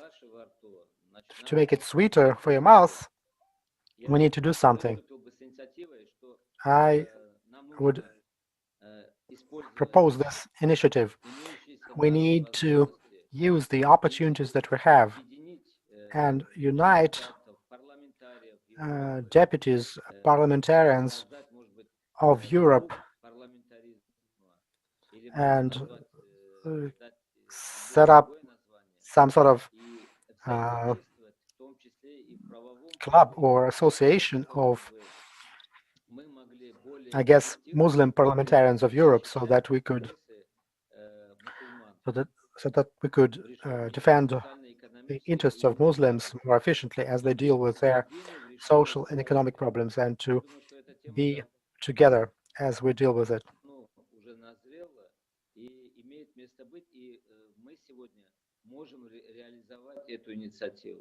And we can implement this initiative today. I'd like to know the opinion of my colleagues, whether they support it or not. At the same time, let me say that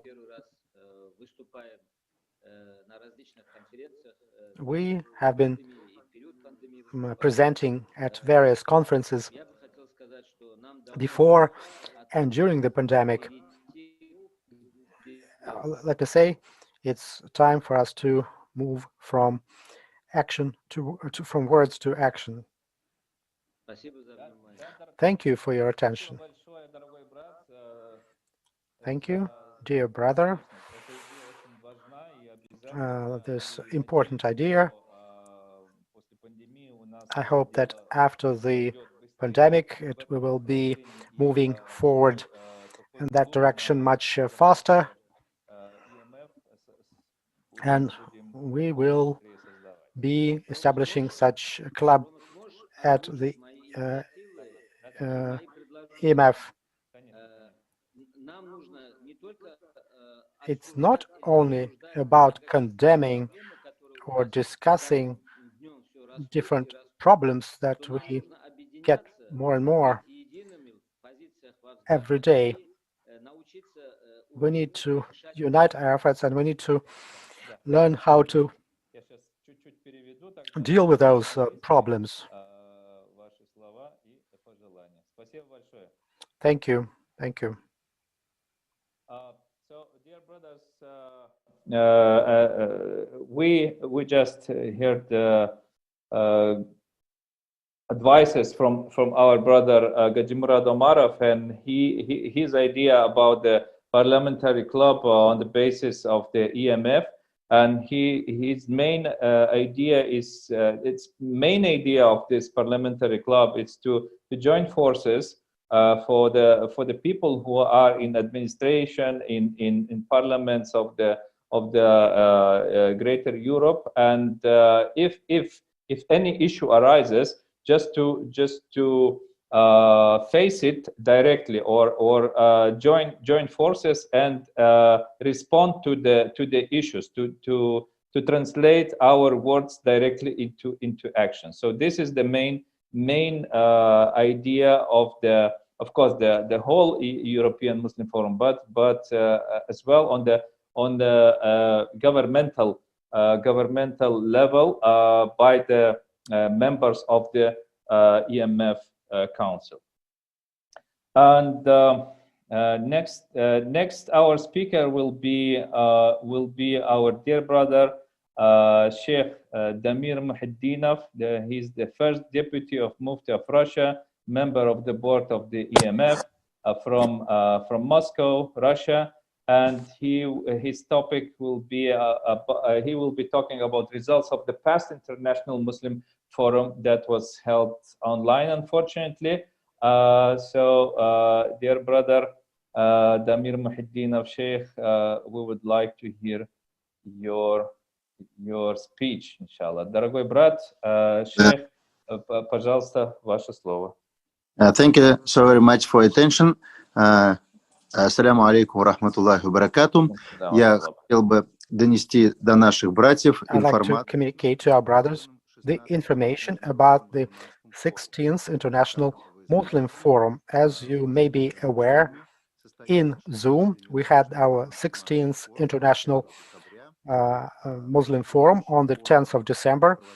We conducted the previous forums in largest capitals of the world, such as Moscow, London, Paris, Berlin, Helsinki, and we had our 16th forum planned in Rome, but because of the pandemic, we had to move it to next year.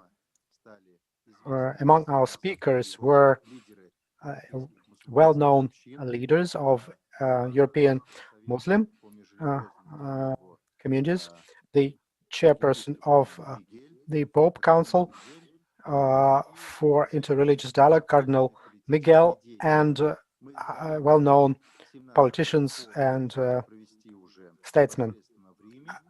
We still plan to conduct our 17th forum in Rome, and forum number 18 will be conducted in Moscow because Russian Muslims will celebrate 1,100th anniversary of the nations of Volga, Bulgaria, accepting Islam, and we will be glad to see all our brothers in Moscow for the 18th Muslim Forum. We also decided that years of 2021 and 2022, we will make the work of International Muslim Forum more active. It was registered a few years ago as international civil or public organization. It's presided by Mufti Sheikh Ravil Gainuddin. We decided to open the headquarters in Paris, Berlin, London, Istanbul, and the US. That's what we're working on right now. Here we work together with the European Muslim Forum. Many of our colleagues here who take part in our events are at the same time members of the board or members of the forum, and here we have common tasks and goals, and we consider the Muslim Forum to be in the forefront of the International Muslim Forum, which conducts activities in Western Europe and the Middle East and also in Southeast Asia. We have an extensive agenda. We do some scholarly work and translation work. We are aware of the political declarations of Macron, Angela Merkel, and leader of Austria. They want to reform Islam, the Islamic thought. We see the draconian measures taken in the EU by the parliament members who limit rights and freedoms of believers, and we cannot be calm, we cannot keep silence. And even though for decades the Russian Federation has been criticized as a country that limits religious freedoms, the irony of the situation is that Western countries want to actively interfere with the religious and preaching activity. They want to make decisions who can become an imam, who can get religious education and teach, and in that sense they much worse than the Russian Federation. On the contrary, in the Russian Federation since 2002, after Mufti Gainuddin addressed President Putin to support Islamic education, President Putin here in Russia tries to support some of the initiatives. Yes, there are some misunderstandings and violations of some of our rights in cases when Muslim literature is banned, when big and small cities of the Russian Federation ban opening mosques and Muslim organizations, and there are migration issues. And in the parliament, there were some negative statements about Kazakhstan and Azerbaijan. We record it all. We try to actively respond to all those things. But given all those issues, we will be reserved, and we will be correct and follow up on our mission. President Putin of Russia supported the initiative of Gainuddin, supported this the idea to celebrate the 1100th anniversary of accepting Islam by the nations of Volga, Bulgaria, and also there will be support for the restoration of the most ancient mosque in Moscow. Next year we will celebrate 200 years since it was built. There's a positive process here.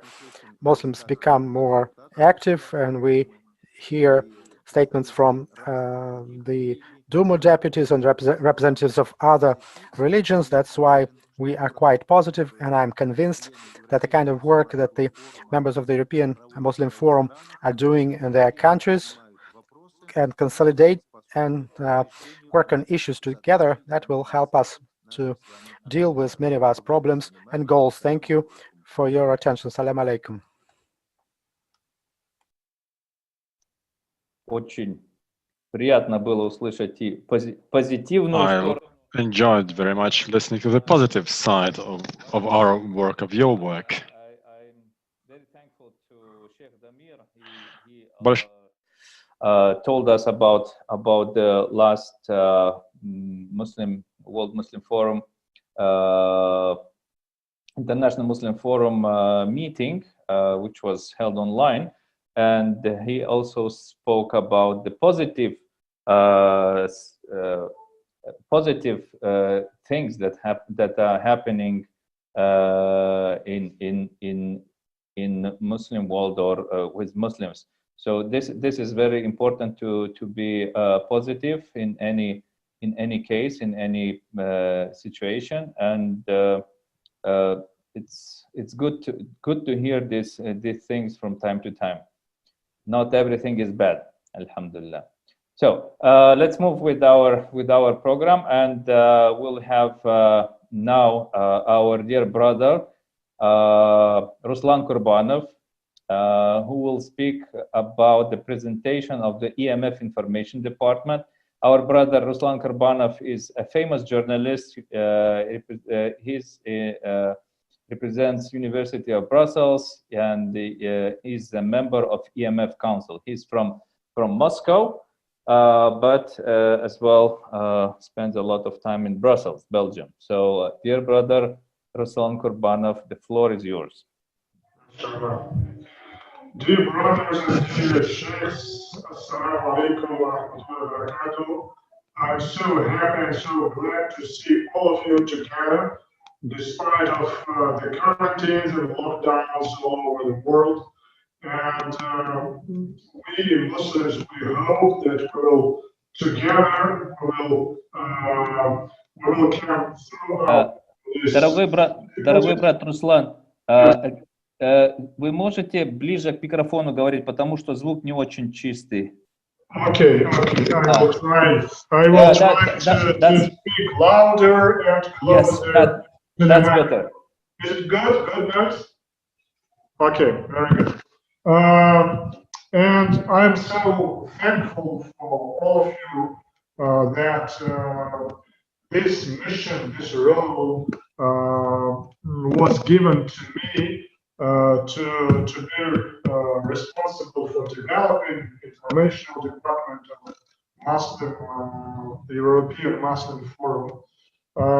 Really, I was a journalist and I working journalist on the international channels, on Al Jazeera, on BBC, and so on.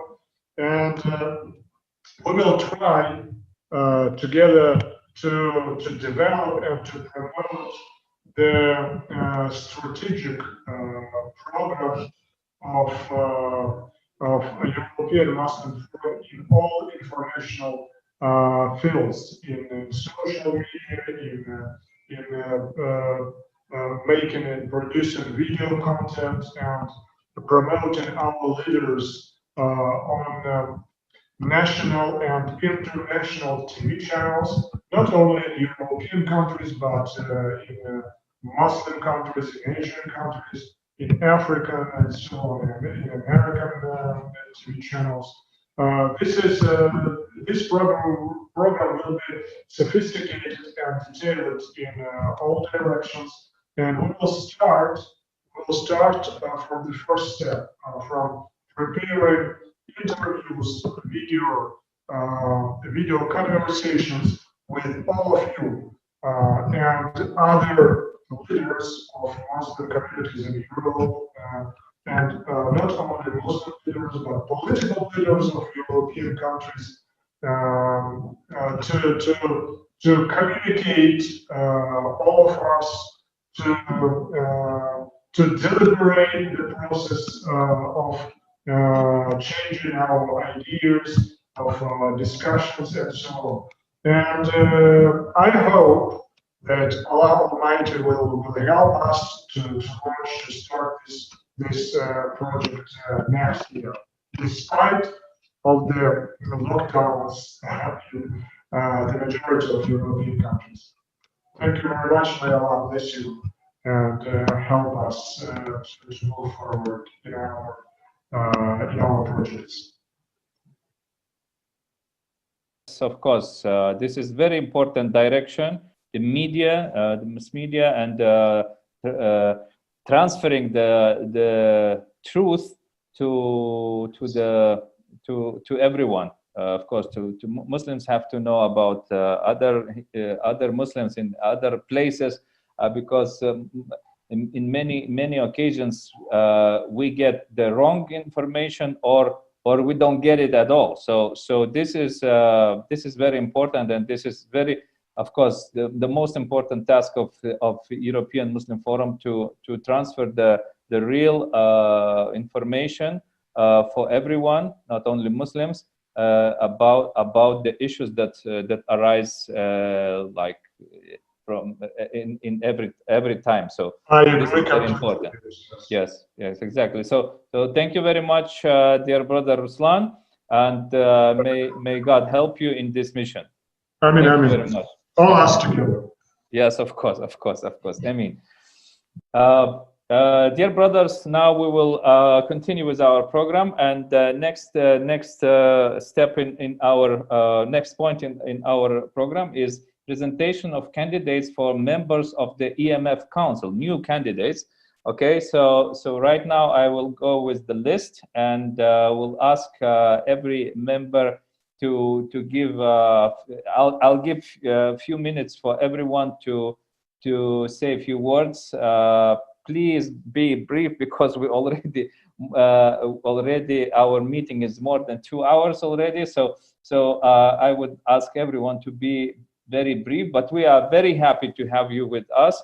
And let's start with our first and very dear brother that who I know for many years already, and he will represent Sweden, inshallah. Our brother Ismail Shangarev, president of the Turkic Tatar Muslim community of Sweden. So he's in Stockholm, Sweden. Дорогой брат Исмаил, пожалуйста, ваше слово. Dear brother Ismail, you have the floor. The microphone. The microphone. Please turn on the microphone. Вас не слышно. Еще раз нажмите. Да, так, слышно вас, да? Слушаем вас. Assalamu alaikum wa Assalamu alaikum wa rahmatullahi wa barakatuh. Dear Abdulwahid Hafez, the Amir Hazrat, Azam Hazrat, dear Sheikhs, esteemed colleagues. I'm in Stockholm, in Sweden. There are lots of Tatars who observe Islam, but also other Turkic language peoples, Uzbeks, Azerbaijani, Kazakhs, people from the Northern Caucasus, but also Russians, Ukrainians, and others who have adopted Islam. Up to 50,000 people, all in all. So we have united in a community, the Islamic community of the Turkic and Tatars of Sweden. I was elected president and chairman. There are reasons for this, because the first mosque, the first community of Muslims after the World War II, in the early 1950s, was established by the Tatars. And the son of the first president, Saukan, is my friend. We meet quite often, and we discuss the first years of this community. And now one of our plans is to recreate that first mosque that was built in the early 1950s. Today, in Stockholm alone, where there are only 140,000 Muslims, which may not seem so many, there are many more in Sweden. So 140 Muslims in Stockholm, and there are 140 mosques and rooms that can serve as musalla. So there's a mosque, musalla per 1,000. There are big buildings, small buildings. In Stockholm, in Malmö, in any other city, you can find a mosque. You don't have to look for it, to travel for a long time to find a mosque. So you can compare this against Chechen in other big cities, such as Moscow. So there's a mosque per 1,000 Muslims in Stockholm, mashallah. In particular, there are very many Russian-speaking Muslims.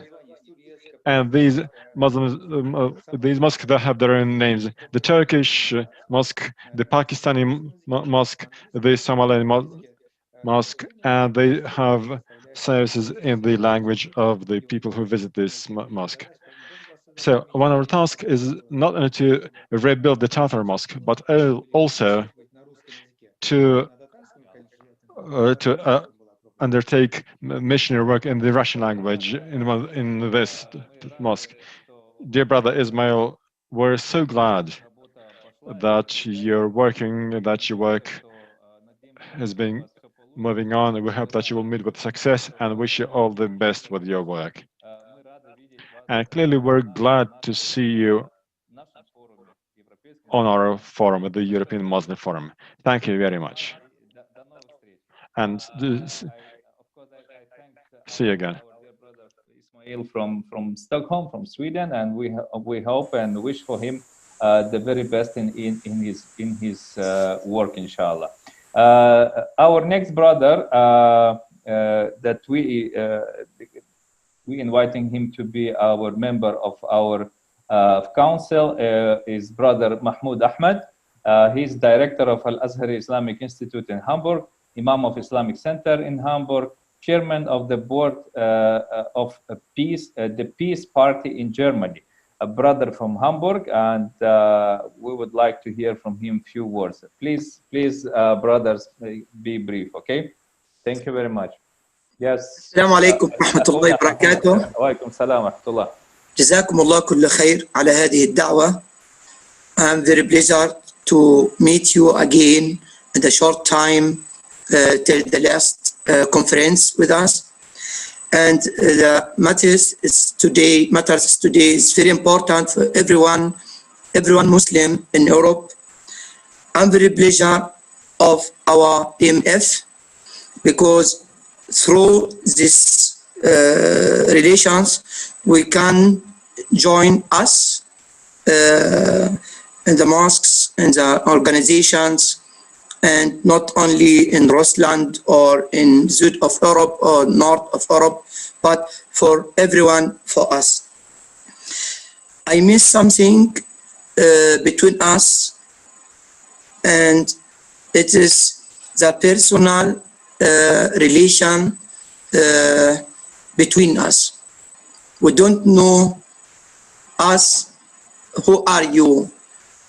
What is your PowerPoint? What's your power? What do you need? What can you do? Not only for your organization, but for the Muslims in Europe. And there's a lot of ways to get us together through media, through politics, through society, and through theological activities. Thank you, Brother Abdul Wahid, for all of things what you do for us in Europe. I'm very pleased for Brother Abdul Wahid. This, for example, Brother Samir Fallah, Council of European Muslim, is also one way. And in Hamburg, in the north of Germany, I'm on the way to get something new for our Muslims, not only in Germany but in Europe. Inshallah Rabbil Alamin. inshallah. شكرا شيخنا. جزاكم الله. بارك الله. جزاكم الله خيرا شيخنا. جزاكم شكرا. الله خيرا، وان شاء الله نراكم في المستقبل القريب، نلتقي ان شاء الله شخصيا باذن الله تعالى. ان شاء الله. Thank you very much for our brother from Hamburg. We wish to meet him personally very soon again, inshallah. Thanks for his help, and we remember him, very well from our meetings in Hamburg. Next our member of our EMF council is Imam Sheikh Mansour Jalaluddin, Imam of Marjani Mosque in Kazan, Russian Federation, in Tatarstan. So, дорогой брат Мансур Джалалдин, Sheikh, ваше слово. Dear brother Mansour Jalaluddin, the floor is yours. Bismillahirrahmanirrahim.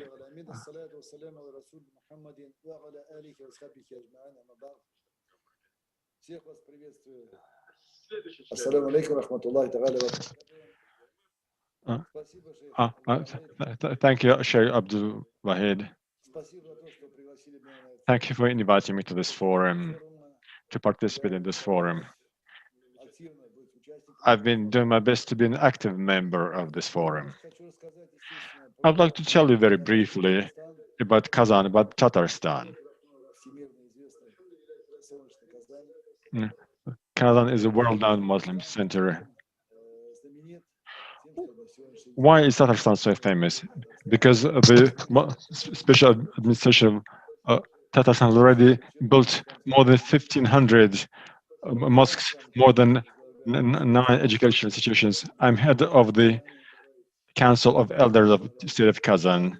I'm glad to participate in the work of your forum to help, to support in all ways I can, with the help of Allah. Speaking of Tatarstan, I would also like to say that our President Rustam Minnikhanov has been helping us, and I'd like to remind you that President of Russia, Vladimir Putin, has appointed Rustam Minnikhanov as the person in charge of the Council of the Islamic Conference. Today, Tatarstan is kind of a bridge between Russia and the Islamic world. This inspires us clearly, and we do our best to be at the forefront, to support the Muslim world. We in Kazan, in Tatarstan,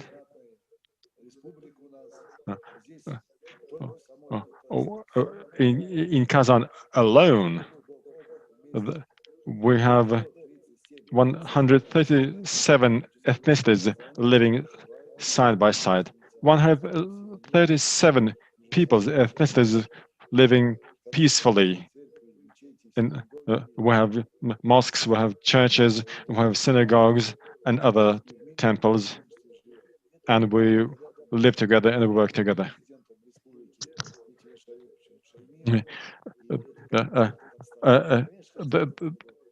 Clearly, we would like the same to happen worldwide, throughout the world, on all the planets, so that people can live in peace, so that Tatarstan can serve as a role model, so that people could live together, could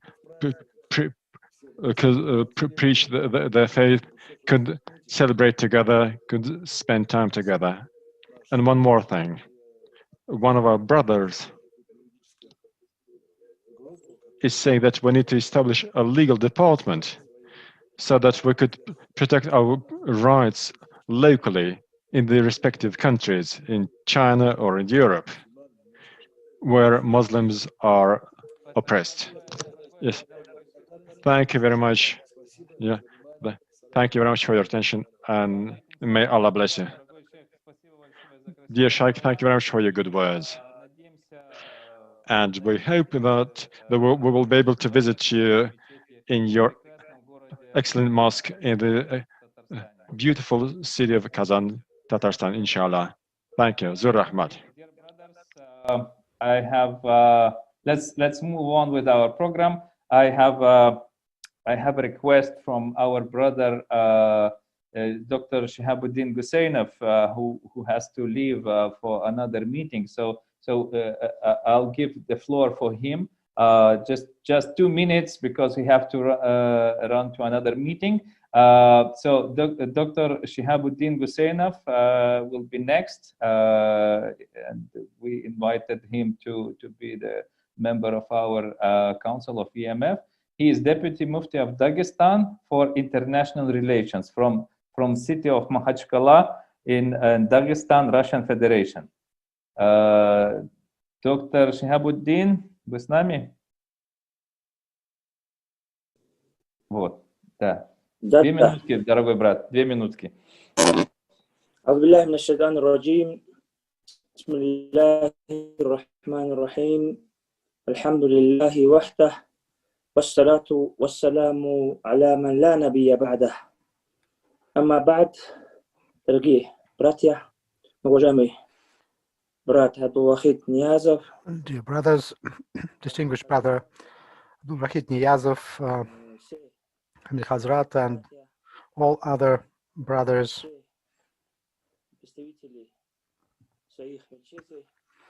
You represent your mosques. You may be imams, hazrats, deputies. I know many of you.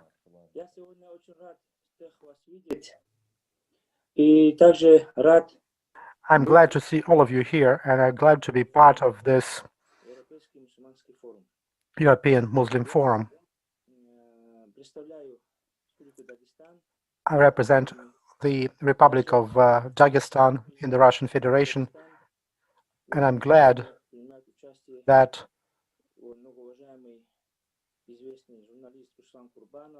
Ruslan Kurbanov from Russia is part of this forum, and Gajimurat Umarov is also a member. The Imam of the Derbent Mosque, Raif Saidov, and from the Caucasus area, we have Northern Ossetia Mufti Gajimurat Gartsalov. From Chechnya, there is a representative, Abdul Kahir Zailov, and others.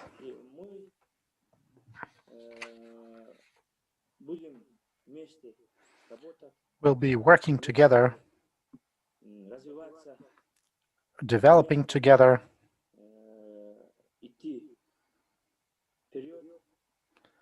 moving forward together.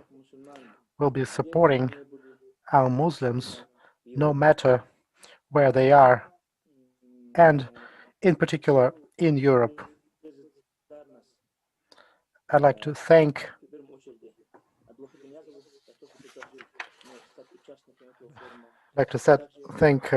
Mr. Niyazov for inviting me to this forum, and all members of this multinational European Muslim Forum. I will be glad to see all of you. I was listening carefully to all our presenters, to all our brothers who spoke before me, and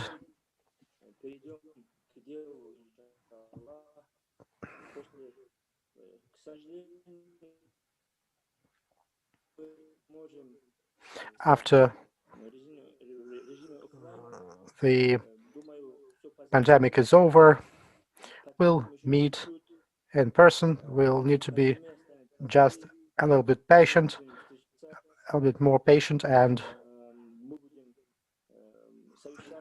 will deal with the pandemic and will be working together. I wish all of you health, happiness, well-being, and also I wish all of you further success. I'd like to thank all those who participated in this forum. Thank you, dear Sheikh, and we all want to meet personally, physically, and to move on to all these things that are important for our entire Ummah, for our brothers and sisters, not just in Europe, for the entire world. Thank you, dear Sheikh, and see you again. Thank you for our brother, Dr. Sheikh Shihabuddin, and let's move on with our.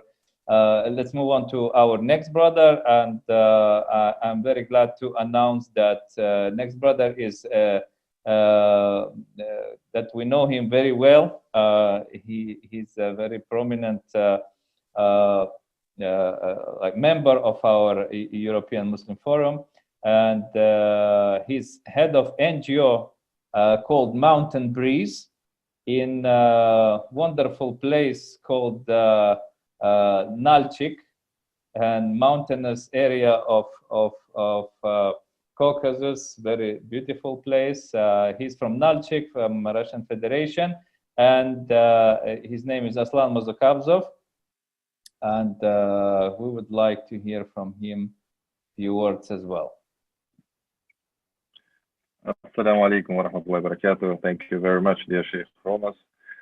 What a lovely company we have today, as always, among all of you, dear elders, dear Mr. President, every member of this beautiful community that is very helpful to people, and I hope that will be even much more helpful in different aspects. It's a great honor for joining the Council of the European Muslim Forum. The work that we have been doing for the last 2 years is tremendous. Alhamdulillah, we've managed to do a lot. With most of you, I know in person. I had the honor of meeting you, of having food, talks, and deeds, work together. So this is a big, well, it's a sort of advance payment for me. So I hope I will be able to fulfill the duties that are not easy, to be honest, especially in this hard time when people expect from us some actions, some really useful actions. And I'm sure that in such a company, with such people, with such experts in different fields, we will be able to do a lot, inshallah. And I fully agree with the previous speakers who stressed on the necessity of the active work, and we have everything for that. Actually, the words of Lord Ahmed stuck in my mind.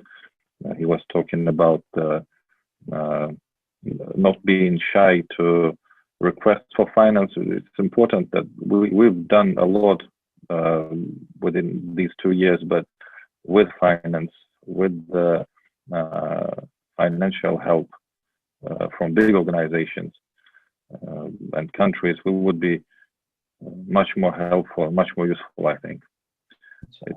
Well, let's see how it goes, inshallah. I'm very happy to be here. Thank you. Thank you very much, our dear brother Aslan. Thank you very much. We all hope for our work to move on and be more every day more and more effective for the sake of the Muslim Ummah, for our sisters and brothers in Islam, inshallah.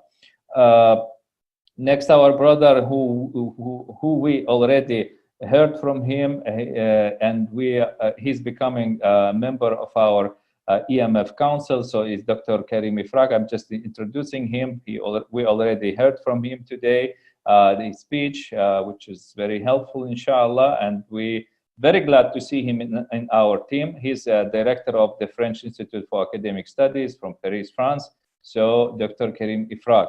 And the next member that is joining our EMF Council, our team, is Brother Taha Ayhan. He is president of the Islamic Cooperation Youth Forum, ICYF, based in Istanbul, Turkey. So, Brother Taha.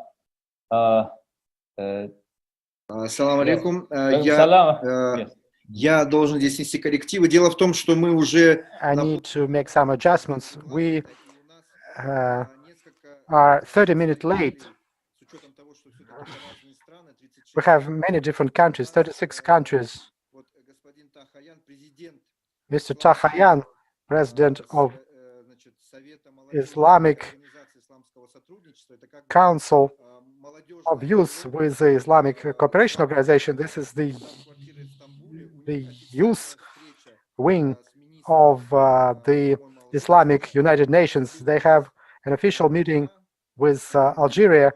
He has spent 2 hours with us. He sends greetings to all our participants. He is a resident of Turkey. He is head of the Youth Islamic Council of Islamic Cooperation Organization. They have the official confirmation that they agree to take part in our council. 2 more colleagues who were with us from the very beginning, they also pass their greetings. Head of the Moldova Muslim League, they also have an important meeting in the evening with their local foreign affairs minister. He spent some time with us. There's his written agreement to join us. In the Republic of Moldova, we had issues for many years. For 25 years, they did not register the Muslim organization. This was the only country in Europe with such problems. The young leader of Muslims, Sergio Sachirka, is a Moldovan resident who now adopted Islam, and this is the most dynamic Muslim community in this small Eastern European country of Moldova. They will both be included into our council, and on top of that, greetings from another brother. They have an official meeting, Abdul Kahir Israilov. He is an outstanding statesman from the Chechen Republic. He used to be aide to Ahmad Haji Kadyrov. He used to be chief of Ramzan Kadyrov's administration. They will be joining us. Sergei Sachirka from Moldova, chairperson of the Youth Council of the Islamic Cooperation Organization from Istanbul, and our brother Israilov from Grozny. They will be joining us. They send their greetings and they thank you for the honor to be on our team. Thank you very much for this interruption. As well, the new member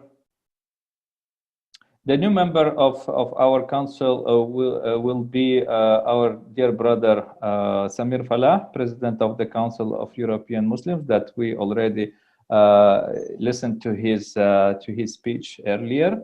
So welcome, brother.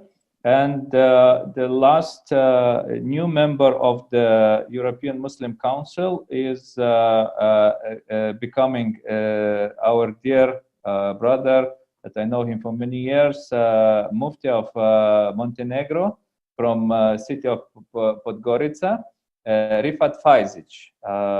Dear brother, are you with us today? Brother Rifat? Brother Rifat? Oh, no, he's not with us. I don't see him on the list. So anyway, we have confirmation that he's willing to join our European Muslim Forum Council. Okay, so now we will move on to the new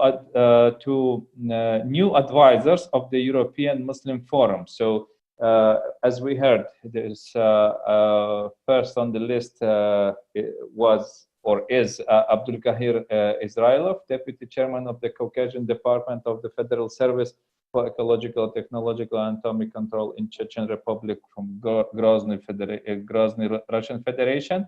The next brother is Dr. Sardar Muhammad Tahir Tabassum, founder, president of the International Think Tank Institute for Peace and Development, INSPAD, ambassador for peace from Islamabad, Pakistan.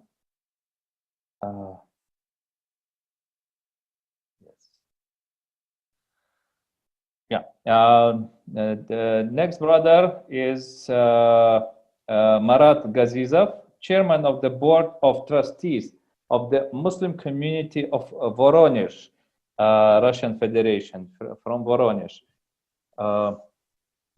Is brother Marat with us? Yes, of course. Assalamu alaikum wa rahmatullahi wa barakatuh. Алейкум салям ва рахматуллах. Пожалуйста, ваше слово. В первую очередь, я хотел бы поблагодарить. I'd like to thank all of those present here and express my welcoming words to all of you.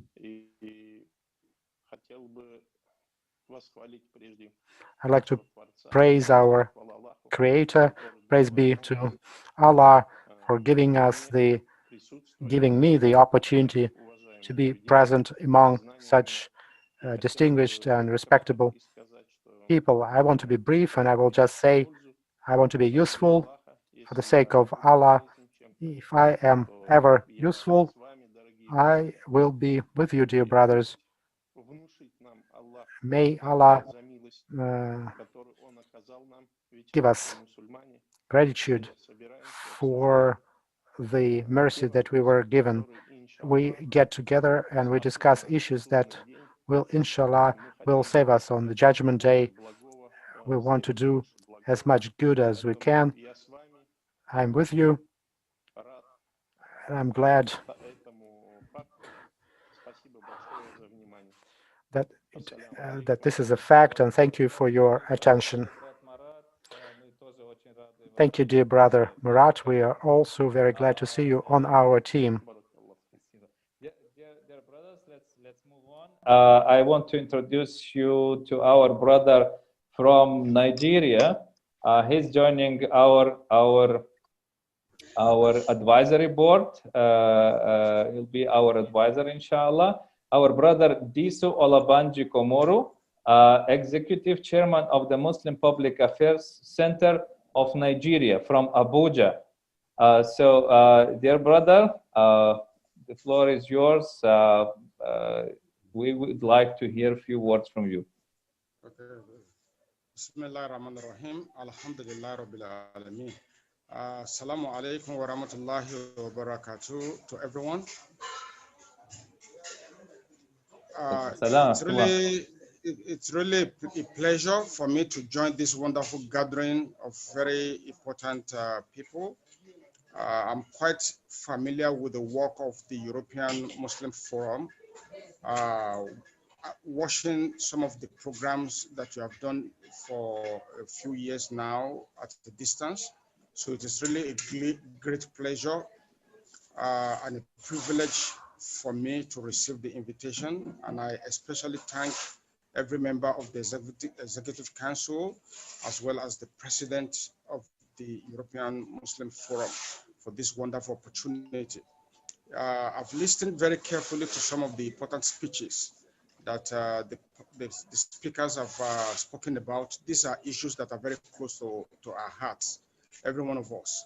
And we all have important roles to play to make sure that we achieve some of the objectives and aims that have been highlighted. On my part, I'm ready and willing and able, by the will of Allah, to join the rest of you to promote some of the ideals of EMF, as well as to amplify the voice of the organization from Africa as well as in Europe. Thank you very much for having me. I consider this a wonderful opportunity, and I look forward to playing the role that may be assigned to me as we carry on. Thank you very much. Inshallah, thank you very much. We are very happy to have you with us in this team. And as I just received a message that you are also representing Ireland right now. So of course we are very happy to have you with us in our team, inshallah. I hope you will be helpful for you, and you'll be helpful for us, inshallah, for our cause, inshallah. So right now we have a slight change of program because of big difference in time. We would like to invite right now. Okay. According to the plan, we are inviting right now, giving floor for our new advisory board member from United States, from Miami, USA. His name is Murad Abdullayev. He's a journalist, member of the American Political Science Association. So, Brother Murad, the floor is yours. Thank you very much. Thank you very much, dear colleagues. I hope you can hear me. Yes, we can hear you very clear. Perfect. Yes, perfect. Assalamu alaikum, dear brothers and sisters. Assalamu alaikum, dear colleagues. I would like to greet the esteemed Muslim brothers, our colleagues around the world, and wish each of you seminal work and new ideas for solving common problems. My name is Murad. I'm taking part to this conference from afar, from the United States of America, the country which has become a motherland for almost 4.5 million Muslims. Muslim community of the United States is growing fast as more social political processes, as more challenges are going on in this country, as more productive, as more creative the activity of US Muslim community. And its activity is becoming a visible and influential factor in various spheres of American life. The US Muslim community has already become an integral part of the American society. The representatives of this community hold important government posts at the regional and federal levels. They're becoming a part of the highest authorities. They're getting elected to both houses of US Congress, to the courts, the state government, and they are growing as leaders of large social and political associations. So, and today, speaking to you, dear colleagues, I would like to express my hope for support from our elder brothers, our colleagues around the world in establishing close ties with Muslim Americans, in supporting mutually beneficial cooperation and building new horizons for international inter-Muslim collaboration. While being here in the US, I hope that together with the leaders of the EMF, together with its executive committee members, we will be able to build high quality work on the American continent. I hope that starting today with my modest participation, this work will be able to be brought to new levels. By the way, I'm already preparing specific steps and proposals how to make this activity work, and I will send these ideas to the president of the European Muslim Forum, Mr. Abdullah Hadi Yazov. I'm sure that these proposals will receive a proper response, and as soon as it's possible, my American colleagues and I, with your direct support, dear colleagues, will be able to continue cooperation with the Muslim community of the United States of America. Thanks again for your attention. I wish everyone good luck and the blessings of God within the framework of this conference. I hope that this event will bring to all of us new ideas for development of interstate cooperation with the Muslim communities around the world, which also will help EMF become a truly authoritative international organization. Thank you and good luck. Thank you very much. Indeed, we need action. We need action, and thank you very much for your active entrance into our EMF family. So good luck to you, and we will try to establish this communication and work plan for the future, for the sake of our Ummat al-Islam, inshallah. Thank you very much. Amen. Thank you very much. Thank you. Dear brothers, we are moving on, and next member of the next advisor to EMF, new member, will be our dear brother from Tambov, from Russian Federation, from city of Tambov, deputy chairman. He is deputy chairman of the Muslim religious community of Tambov region, member the advisory council for relations with religious organizations under the mayor of the city of Tambov. Dear brother Asim Asadov, few words for you. Yes. Дорогой брат, уважаемые участники форума, dear forum participants, dear chairman, dear Abdul Hakim, my esteemed Sheikh, I would like to greet on behalf of all the Azerbaijani people, on my personal Assalamu alaikum wa rahmatullahi wa barakatuh. The Azerbaijani people have lived in Russia and we're now more than 2.5 million. We all know the problem in Nagorno-Karabakh, in Mount Karabakh. I, as an Azerbaijani, as a Muslim, have been observing very closely what's going on worldwide, but also in Mount Karabakh, in Azerbaijan. The first war in Mount Karabakh, we saw Armenian occupants taking 20% of the Azeri land.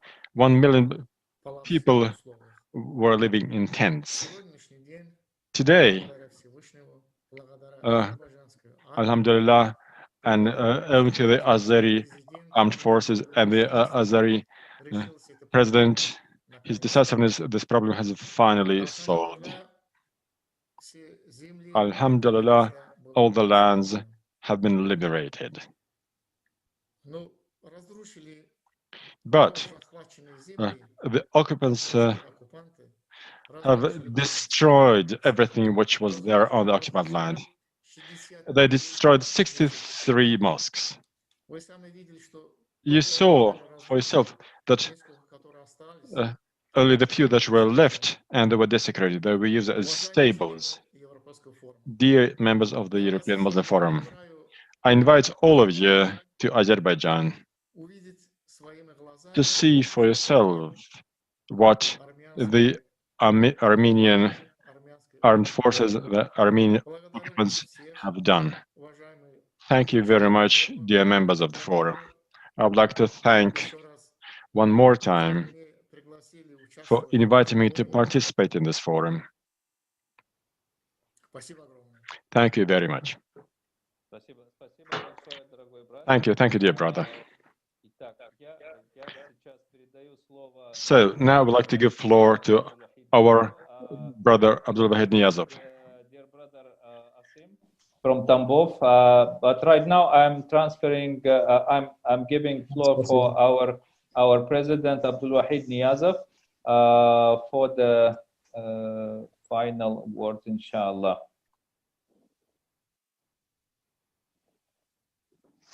Assalamu alaikum warahmatullah еще раз. One more time. Yes, indeed, online meetings are a bit of a challenge because we unfortunately see that all schedules are exceeded. I've spoken with my colleagues, so they're all here with us. Let me introduce all of them without giving them the floor, because we have already exceeded any and all schedules, and we still need to do some summing up. So we, the advisor, and the advisor as the official advisor of the EMF, who are authorized to represent our organization at any levels in a particular region. So we have also created this position to have representatives that could communicate between Muslim communities in various countries and the EMF. We have an advisor in India now. We're now selecting an advisor in Pakistan. We have an Irish citizen, our brother, who's going to represent us in Nigeria. There are brothers who represent us in the USA. So the contacts at the community level, at the regional level, they will help us to establish these contacts and to communicate. Furthermore, in the countries where we have already council members, our advisors will help to develop and to promote EMF work in various ways. People have been asking, why are there so many Russian Federation citizens? Yes, there are. But previously, this year, we only did adoptions to the advisory board and the council in March. 90% were not from Russia. And we should also realize that we proceed from the fact that we need to be adequately represented. All the Muslim communities have to be adequately represented at our forum. If the Muslim community of Russia is the largest one, then it will be represented quite well. Although today we have only 10%, not more, represented in the leadership of our organization. We have our brother Sardar Muhammad Tahir Tabassum. He's also an advisor. He's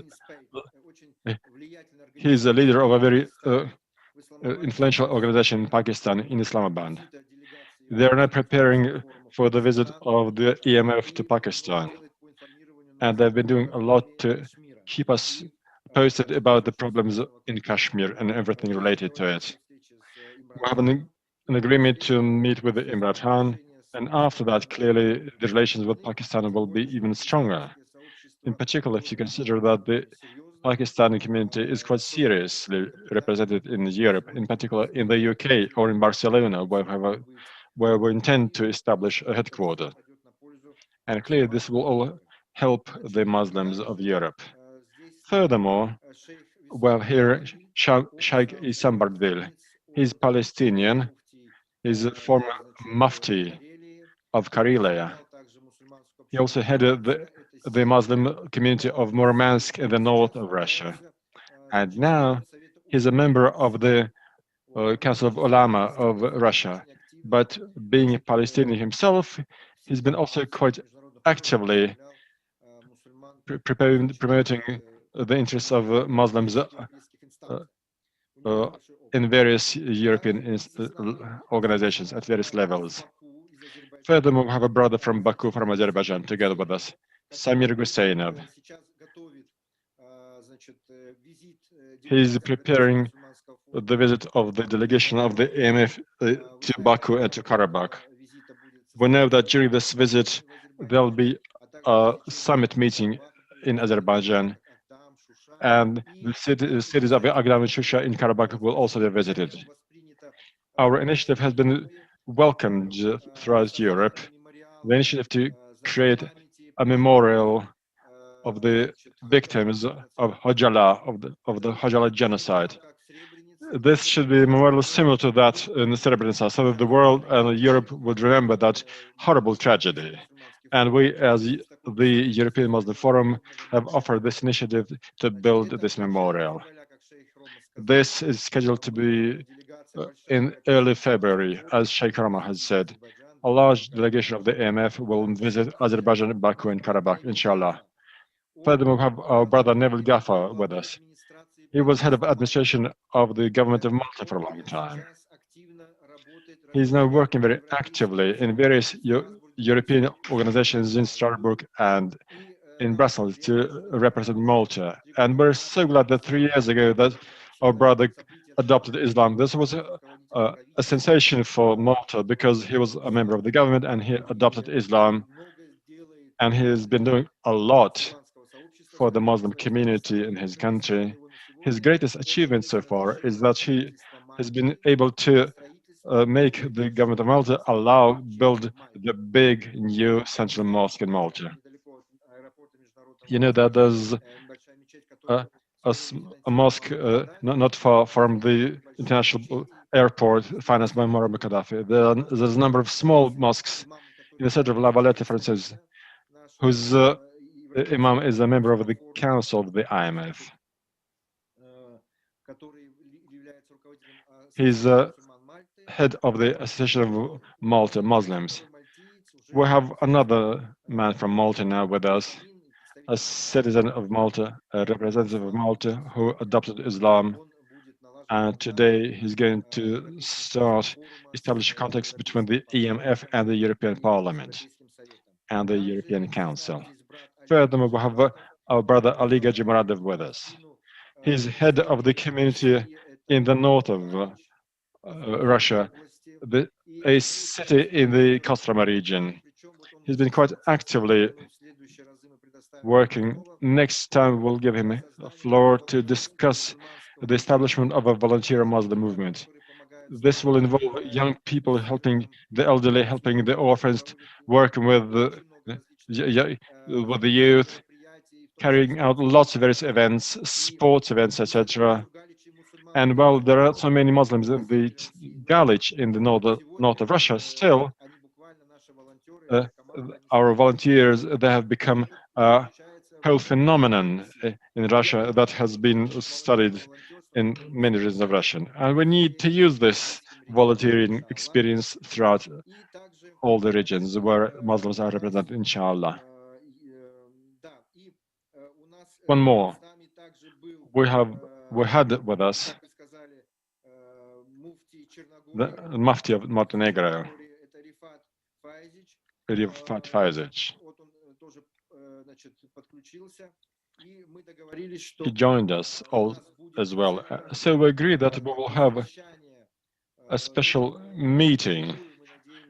Hope this will be a face-to-face meeting. Not in February, because we're going to go to Karabakh in February, but in March we're going to hold a meeting in the Balkans where we intend to include many outstanding political and public figures representing the Balkan countries, but also from Bulgaria. We're not represented there yet, but also from Bosnia and Herzegovina, we have very good relations. Slovenia, we're represented very well in Croatia, in Montenegro, in Kosovo, in Albania, in Macedonia, in Serbia, in Romania, and in Hungary. So I hope this is a very good coverage of the Balkan region, because the Balkans are a very important region for the Muslims of Europe. So next March we're going to have a special meeting in the place where we'll have lots of brothers who will be included in the membership of our management bodies. And our esteemed Sheikh Rifat Faizic will become a member as well. Furthermore, we intended to listen to our brother from the USA. Brother Murad, are you there? Ludwig Hassan, are you there? Not yet, all right. Well, the fact is that the time difference is too big. Where Ludwig Hassan is now, he's in Washington, right? It's just 8 a.m. there now, so the time difference is quite big. But we have a written statement from our brother. He's an outstanding representative of the Kamala Harris team. He greets the European Muslim Forum, and we have reached an agreement that we will be working very closely with the new presidential team. You know that the Kamala Harris team, unlike the Donald Trump team who lost the elections, they work very actively with the Muslim community of the USA.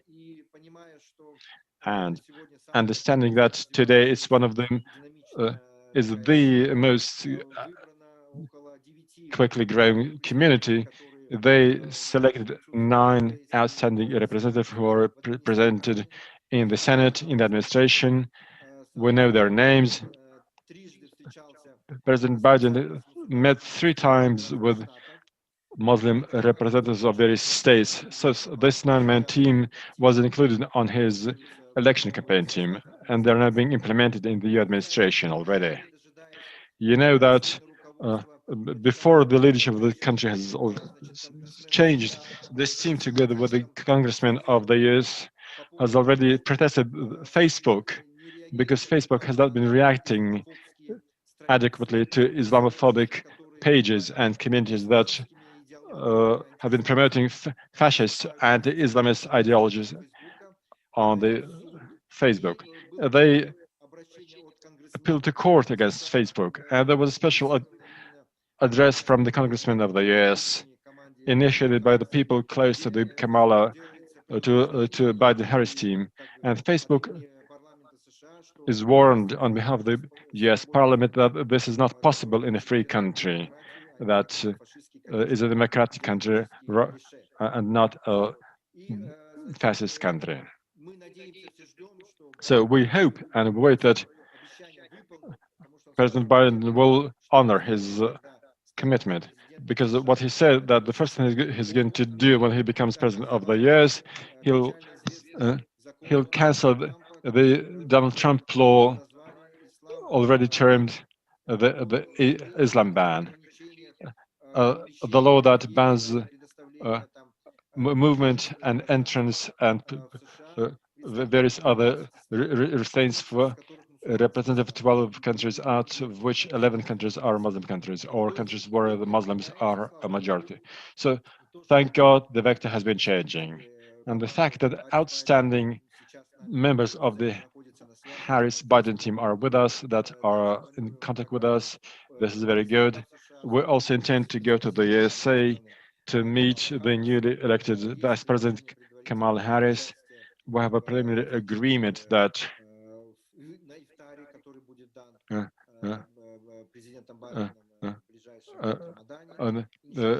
inshallah, during the next Ramadan, this will be also continued. And if Brother Ramos allows, we will do the summing up of this 3 hours meeting, the 12th session of the extended session of the European Muslim Forum. It's already a 12th session. Unfortunately, it is online, but we're summing up the results of year 2020. The next meeting will be in February, online again. Значит, подготовьтесь наши датские братья. There in February, we will listen to our Danish brothers from Copenhagen. When Islamic Center burned down, they got a plot of land for that. We'll look at how the situation will be developing. Our Greek brothers will inform us about opening for the first time in 200 years of independent Greece, a first mosque in Athens. We hope that the situation in Greece will be changing for the better. We will listen to the presentation of our 2 new departments, what is going to happen in the legal sense. Our brother from Prague, 6 countries from the EU, plus France, Great Britain, and Turkey, will prepare their presentation, and our brother Ruslan Kurbanov with their colleagues will prepare their vision of how to develop IT department, and we want to, or rather information department, we want to get back to the Uyghur issue. We're preparing a research for international human rights activists, and there's an arrangement with Denmark Parliament on pan-European proceedings, hearings of the Uyghur problem, but that's going to take place in April. On top of that, in February, we plan a trip to Azerbaijan, Baku, and Karabakh. That's what we are preparing. That's really important. It's important victory for the entire Ummah, not just for Azerbaijan. Return of justice. The last 20 to 30 years, the Muslim community was withdrawing. Muslims of Indonesia lost Timor. Muslims of Sudan lost southern Sudan. There's still war going on. War is going on in Afghanistan and Syria, in Yemen, in Iraq, in Libya. There's unstable situation in Lebanon.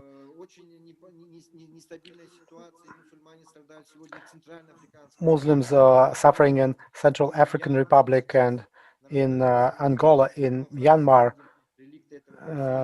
Islamophobia is growing, not just in France, and we already mentioned India and China. The entire situation is quite hard. And for the first time in 20 or 30 years, there's some breakthrough, and Muslims were able to get justice. Unfortunately, they had to use arms, but this is a forced measure to protect their rights, their territory, their land. Allah gave us victory. Today is the birthday of Ilham Aliyev, President of Azerbaijan. Congratulations. I hope we will be able to congratulate him and the entire Brotherhood nation of Azerbaijan with this historic victory that raises the spirit and gives hope to Muslims of the world that other problems such as Palestine and Kashmir will be resolved, and we will hope they will be resolved in a civilized and peaceful way. And the front line of the Muslim world, like the European Ummah, has new opportunities, and we need to become stronger by legal measures and information measures. This is the kind of jihad that our European Ummah should be based on. Follow the law and also raising awareness of Muslims in Europe and our countrymen in which we live in those 36 European countries, so that they could understand and know what Islam is about, to respect Muslims. A small Muslim community in Galich became popular in that little town, and they see how Muslims are noble towards all those around them. Dear brothers, I hope that the year of 2021, according to the Gregorian calendar, will be really hard and difficult, but it will be a breakthrough year for our organization and for Muslims. It will be a year of new achievements, unity, and solidarity. I am sure that we will need to take this mission on ourselves. As Muslims of Europe, we will have to establish contacts between Saudi Arabia and Qatar, as an example. I think this is our mission, because we're independent from both Saudi Arabia and Qatar. And even though there's some politics involved, we need to try to bring peace. It may be complicated, but at least we need to be talking about it and take efforts. In the nearest future, we will prepare letters to leadership of both countries, and I hope it will be better for the Ummah, even if there are some problems in mutual understanding, but those issues will be resolved. And this is our other great and important mission. And of course, manifestations of Islamophobia, and we can conduct meetings. And by the way, let me use this opportunity to send my gratitude to our brothers in Sweden, Denmark, and Hamburg, who did a lot to organize rallies in Malmö, Copenhagen, and Stockholm against Islamophobia. And we need to do all that, and I'd like to thank the organizers.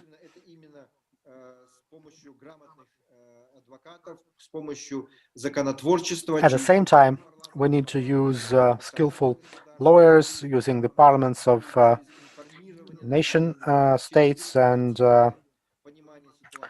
by revising and reformatting the situation. Let me get back to the problem of Karabakh. When the Muslims united, when they supported brotherly Azerbaijan, were able to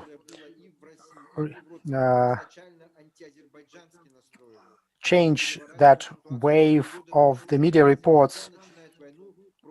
They were saying that Azerbaijan started an aggression against another country. It was not Azerbaijan that provoked that situation. The combat took place in the territory of Azerbaijan. Within a month, they were able to change the situation in the information field, and the army of Azerbaijan made their contribution, most valuable contribution to that victory. It led to the situation that this is the result that we got. Even our enemies cannot deny the truth. This was a convincing victory. It was a victory of justice, and we are proud that Muslims behaved in a noble manner. No obvious evidence or allegations that Azerbaijan and Muslims of Azerbaijan were behaving, were not behaving in a noble way towards their opponents and enemies of yesterday. Let's thank our brother Romas Jakubauskas, the Mufti of Lithuania. He hosted and moderated our 3-hour meeting with representatives of 36 European countries. We are thankful to all of you for spending the time, and in most European countries it's a holiday, and nevertheless you left your families and you spent some time with us to sum up this very difficult and breakthrough year. Let me welcome once again those who joined us today, who joined the family of the European Muslim Forum, all new board members, our new advisors. During our future meetings, we will definitely be talking about forming a council of spiritual mentors. We already have the foundation of that council, because we need spiritual mentors. We need them to be active. We need them to actively support us. And in conclusion, let me give the floor to our brother Sheikh Mahmoud from Hamburg, from Germany. He is a well-known religious leader, known not just in Hamburg, and he is in charge of the first Muslim country in the largest European country, Germany. They called it Peace Party, Salam. All right, Sheikh Mahmoud, we are waiting for the dua from you, and we'll finish our 12th expanded meeting of the Council of the European Muslim Forum. جزاكم الله كل خير. سبحانك اللهم وبحمدك نشهد أن لا إله إلا أنت نستغفرك ونتوب إليك. أعوذ بالله من الشيطان الرجيم. بسم الله الرحمن الرحيم. والعصر إن الإنسان لفي خسر إلا الذين آمنوا وعملوا الصالحات وتواصوا بالحق وتواصوا بالصبر. سبحان ربك رب العزة عما يصفون وسلام على المرسلين والحمد لله رب العالمين. اللهم يا الله اجعل عملنا هذا مقبولا وسعينا مشكورا وذنبنا مغفورا.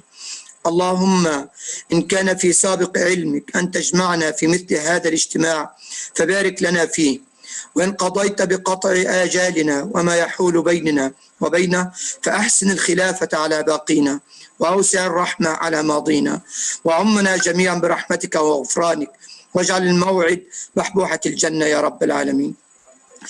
اللهم اجعل اجتماعنا اجتماعا مرحوما وتفرقنا تفرقا معصوما، ولا تجعل فينا ولا منا شقيا ولا محروما. اللهم وأبرم لهذه الأمة أمر رشد يعز فيه أهل طاعتك ويذل فيه أهل معصيتك ويؤمر فيه بالمعروف وينهى فيه عن المنكر، إنك على كل شيء قدير. اللهم وفق الآمرين بالمعروف والناهين عن المنكر في كل زمان ومكان يا رب العالمين، وارفع مقامهم وقوهم وارفع درجاتهم برحمتك يا أرحم الراحمين. اللهم دمر كل من أعاقنا في طريقك يا رب العالمين، واحفظنا من شرورهم الذين يصدون عن سبيلك ويبدلون دينك ويعادون أولياءك الموحدين. اللهم خالف بين كلمتهم وشتت بين قلوبهم، واجعل تدميرهم في تدبيرهم، وأدر عليهم دائرة السوء، وأنزل عليهم بأسك الذي لا يرد عن القوم المجرمين.